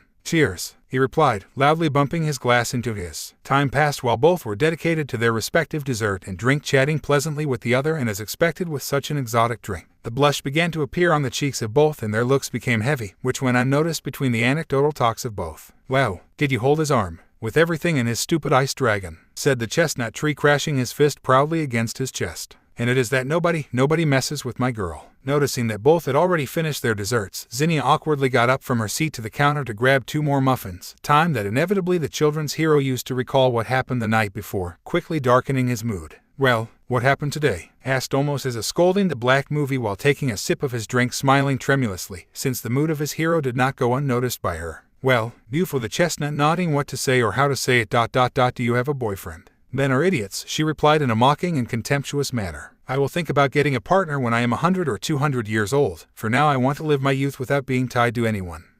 After hearing such a jocular comment, the chestnut tree took another bite of his dessert. "I had a fight last night with Sona. I grant this, her prevention had disappeared with her current state of intoxication. I lost my temper and told him something I shouldn't have told him. Not being enough, I fled like a coward." An uncomfortable silence dominated the atmosphere for a few seconds. "I want to apologize, but I don't know how. I give this one with a subtle touch of melancholy. We have been somewhat distant in our relationship, and she has tried to give him the time he requires despite everything that has been put together these days. I want to at least do something similar for her." "Well," she whispered, somewhat embarrassed. "I would not know what to say. I know that yours is a relationship that has been going on for several years. It is normal for there to be fights." "Yes, I know. It's not the first time we've discussed. But this time it felt different. I really was angry. I confess with regret, at a time when she asked him to support her." Releasing a wide sigh. "Sometimes I wonder if I'm the man she deserves." "Of course you do," interrupted Zinnia, hitting the bar with both palms energetically, alerting the chestnut.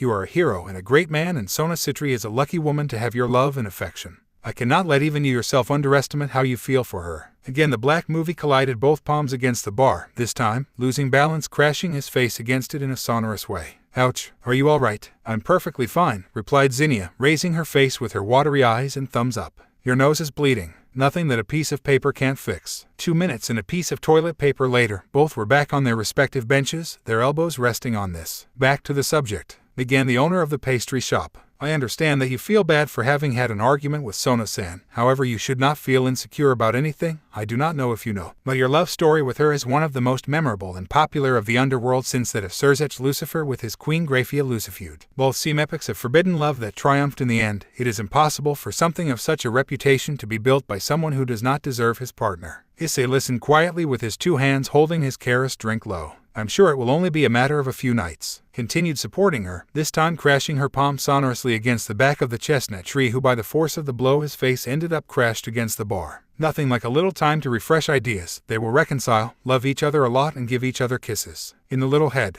Thank you, replied the children's hero languidly, without removing his forehead from the wood. In addition, the slight pause as well as the sudden change in tone of voice of the black movie made raise his gaze to the brown, who saw that his admirer looked somewhat embarrassed to the other side. I remember hearing that he wanted to propose to Sona-san. So, what if these days are dedicated to planning the best marriage proposal ever seen? Issei's melancholy tone disappeared momentarily by one of caution. No one except Drag, Lefei and Kiba is supposed to know about that secret of his. How come you? From when he came with Kiba-san, replied embarrassed the black movie. I thought I just ignored it, but looking at it currently, I think a little female help may be what you need, even if it makes me look like a gossip. For a few seconds, both demons remained silent, seconds enough for the black movie to sweat before the look of their idol's trial. What do you suggest? He asked, finally arching an expectant eyebrow, giving his approval to the brunette, who smiled broadly. Well, the first thing would be the wedding ring, I say. He answered almost immediately, and then bumped his fist against his palm, looking everywhere, rambling. While we look for it, we can plan the right place to do it, and also. Even drunk, the talk had lost its sad tone while Zinnia and Issei continued to ramble about the perfect marriage proposal. At least for the Red Dragon, that might be what he needed to show Sona how much he cared.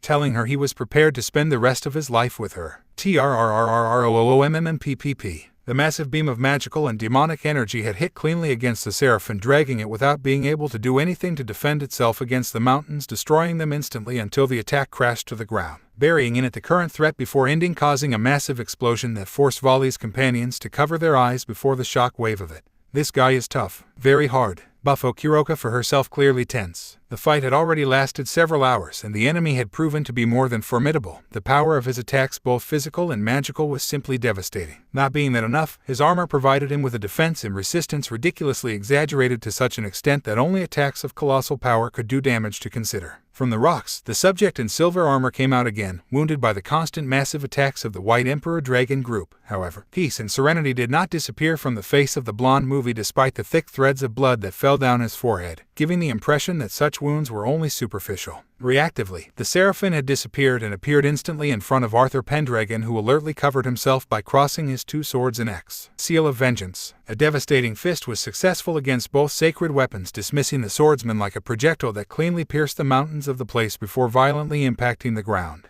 Arthur, exclaimed worried Lefei, turning to look with repudiation to the celestial being, preparing to respond with everything to who had hurt his brother. The new threat did not go unnoticed by Diamond Weapon, who raising his hand prepared a massive spear of light. Divided.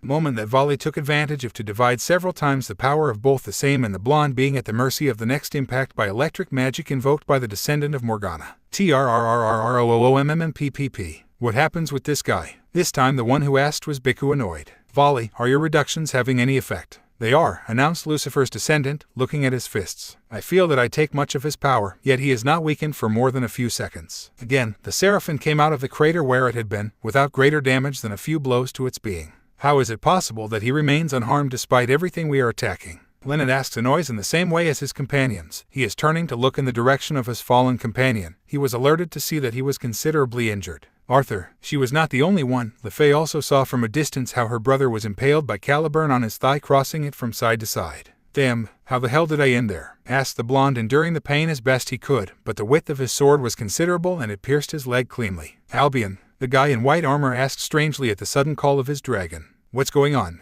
What do you mean? Wow, spoke Diamond Weapon, taking flight with its 10 wings. So you've noticed a White Emperor Dragon. Those in Volley's group did not hide their surprise at what they had just heard. Can that guy hear what Albion says to Volley? Kuroka asked alertly. That's right. I suppose it is an advantage that allows me a certain object to prepare for this battle.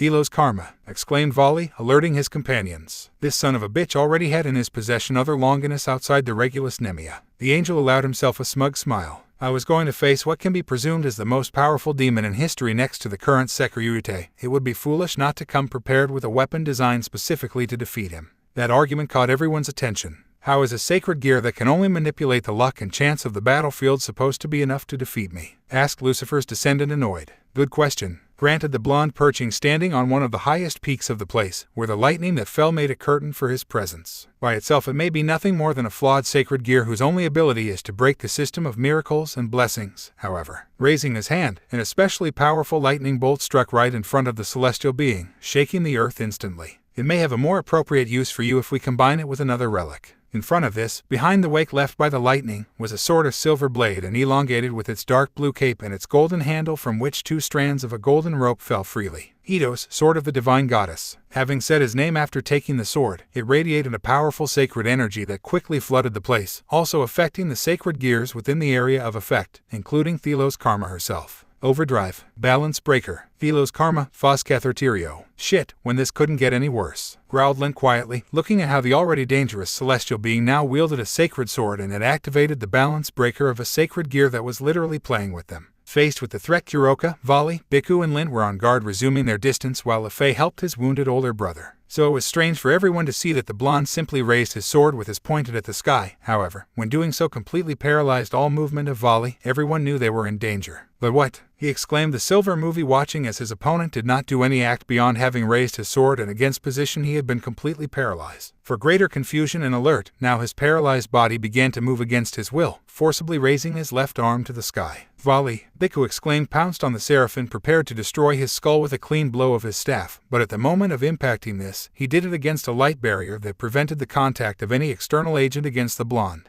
I won't be the one to punish you, Vali, announced Diamond Weapon, speaking in an ominous tone. Will be your own sins. Having said that, a series of lights began to appear from the body of Lucifer's descendant, which flew bizarrely into the sky before landing behind Diamond, beginning to take on human forms until taking an almost definite shape despite its ethereal transparency. Wait, what is this? Asked Issei, looking as more and more of those ghosts appeared coming out of Vali's body, an overwhelming amount of these that almost seemed to cover the entire sky behind the Seraphim. Although everyone was surprised, Vali was completely confused, not because he did not know what was happening, but because of the way many of those ghosts dressed and the faces of several of them who looked at him with contempt and some with disappointment. Yes, answered the silver movie, expecting the worst. Everyone I've murdered in my life. He recognized the faces of some of the ghosts that came out of his body in a hurry, demons, humans, magicians. A good stretch of them were from that occasion where he had his first confrontation against Hyodo Issei, and others more of many crimes that he committed in the past of which he was not proud. Look at them very well, Vali Lucifer, said the blonde hair when the body of Lucifer's descendant had finished expelling his ghosts, allowing him to move again. The faces of the lives that you have blinded by your ambition and thirst for power, look at them, for they are the ones who will destroy you and all those you esteem. The Platinum movie did not delay in being on guard. He did not feel any kind of charge of conscience for having murdered those who had stood in his way in the past. However, the weight of the looks full of contempt and disappointment against his being made thick drops of thread go down his neck under his armor. We, the weapons, will be the ones who punish all monsters like you who have only existed with the sole intention of destroying and hurting on a mere whim and for their sad illusion of power. It is appropriate that it is your own victims who end your miserable existence. Having said that, the ghosts became spheres of energy which shot in the direction of the sword holding the Seraphim in his hand, beginning to get into it, giving it a sacred glow, one that was getting greater with each being that joined the ritual. The massive amount of power that was brewing began to shake the place little by little, not delaying and transforming into a real earthquake that made the stones of the already destroyed battlefield tremble, as well as breaking the delicate balance of the climate of the place. Arthur exclaimed, looking at how the power of the sword was enough to wipe out the whole place completely. Vali, cried Kuroka, terrified. The energy that was currently contained was too much to be divided by Vali. However, the white-armored demon, although reluctant to danger, took a few steps forward, powerfully spreading its wings. You, sad being who call yourself a diamond weapon and you are not able to say your real name on a battlefield. Do you think someone like you can come to judge me? Ridiculous. You talk like I'm supposed to regret something. EMPIERO Juggernaut Overdrive. Quickly stressing her being, Vali began to exert the first substantial change of her armor, causing the shape of it to change rapidly, as well as going from having a white color to a bright silver one, with her blue gems shining brightly. The colossal power that the Holy Sword was gaining still far eclipsed the power that Vali had gathered at once. However, the amount of pressure in the air was too much for the others present on the battlefield who, knowing that Vali would not give them the indication, retreated to allow him to execute all his power without reservation. This is not enough. Even more. Let's break the limit.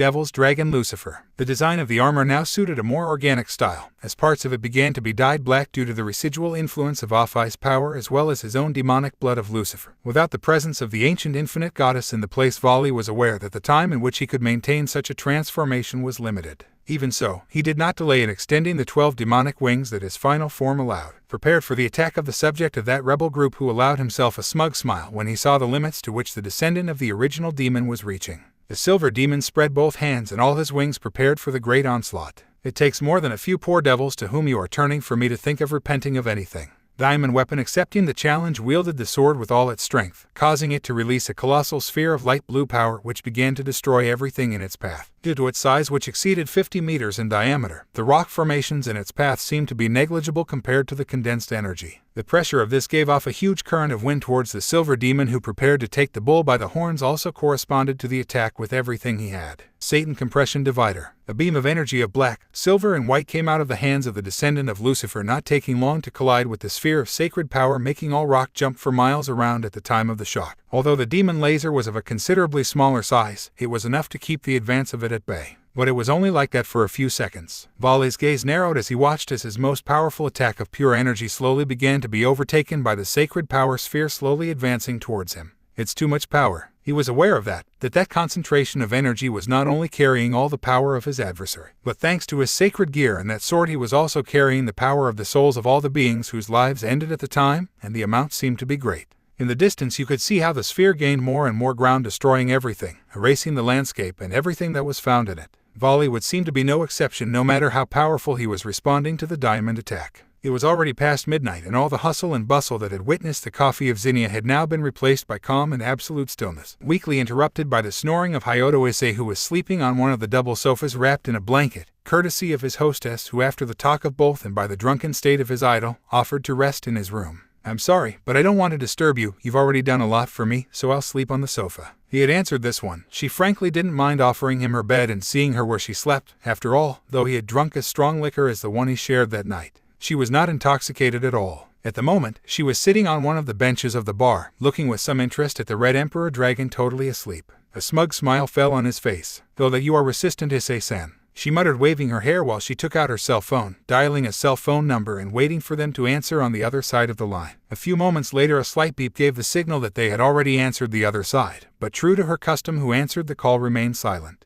"He's taking a long time. He's supposed to answer my orders by now." "I am sorry," a voice on the other end of the line answered. "I guess it will be his particular current physical composition. We are talking about a human who was turned into a demon and whose body was completely modified by the Big Red. It does not seem to be an easy composition to manipulate." "On this occasion, I will agree with Camilla," replied Zinnia with a cold tone, very distant from her common childish behavior. "It's been a while since I fulfilled my part of the deal. I hope you remember the consequences of not doing it with yours." "I know, I will not fail my word, Zinnia-sama. Tomorrow I will provide you with more replay. Get me a more concentrated dose." I order this without a whisper, extracting a moan from whoever was on the other end of the line. "A more concentrated dose could leave you as a vegetable," they alerted on the other end of the line with a particularly worried tone. "The slightest variation in dosage can destroy your entire limbic system. It would be nothing but an empty body without it." "It doesn't matter, it increases concentration," she ordered without changing her tone of voice, looking sideways at the sleeping Red Emperor Dragon. "We are talking about Hyodo Issei, the great hero of the underworld, the Red Emperor Dragon with a hybrid body of dragon and demon. I am sure he can handle a stronger dose without any problem."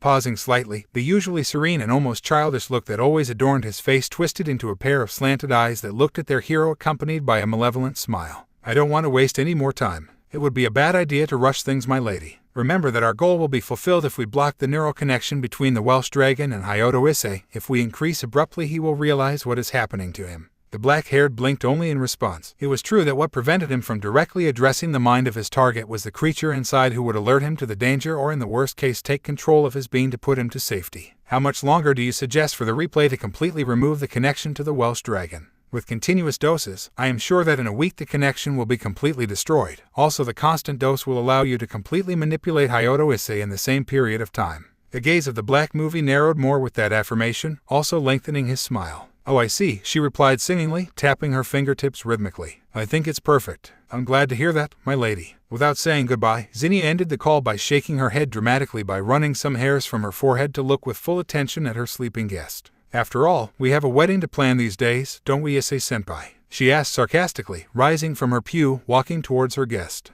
When approaching, he was curious about the subject. Although he was drunk, the first thing he had done when they finished drinking was to offer to help him with the cleaning of the place and also offer him a small rest while he finalized the details of the closure of the place. There is no doubt that you are a gentleman, with reason women fall surrendered to you. You certainly attract me a little. Sincere. She then looks pensively at the ceiling, resting her index finger on her chin. Well, of course that must be rather because of that theme that your aura as a red emperor dragon unconsciously attracts and seduces beings of its opposite sex, because outside of your physique, real attractiveness you do not have at all. Having said that, she finally took a seat in an armchair across from her guests, sitting cross-legged and with one of her half-finished muffins in her left hand. I bet you hate him, don't you? She continued to ask despite not getting any answer from her guest. Be special, that you care to those around you only because of the creature inside you. So it was for you from the beginning. If it were not for that, you would not be anyone. You would be another person in a world in which no matter how much noise you made, you would make no difference. In your genes runs the blood of a superior being, Zinnia. Remember that you cannot be less than the absolute ruler of this world.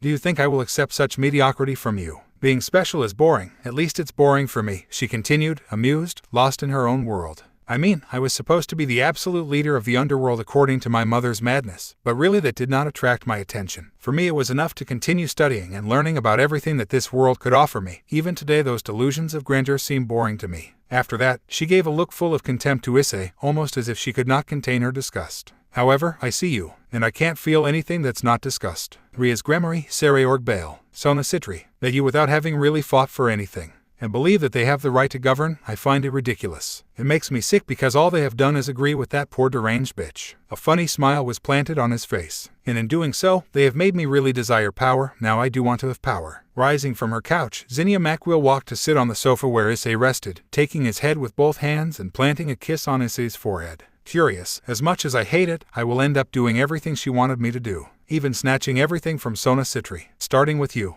Okay, sadly the chapter is over, and if you enjoyed just leave a like, and subscribe with post notification, so when the next chapter is ready, you will be notified. Okay, see you in the next video. Bye.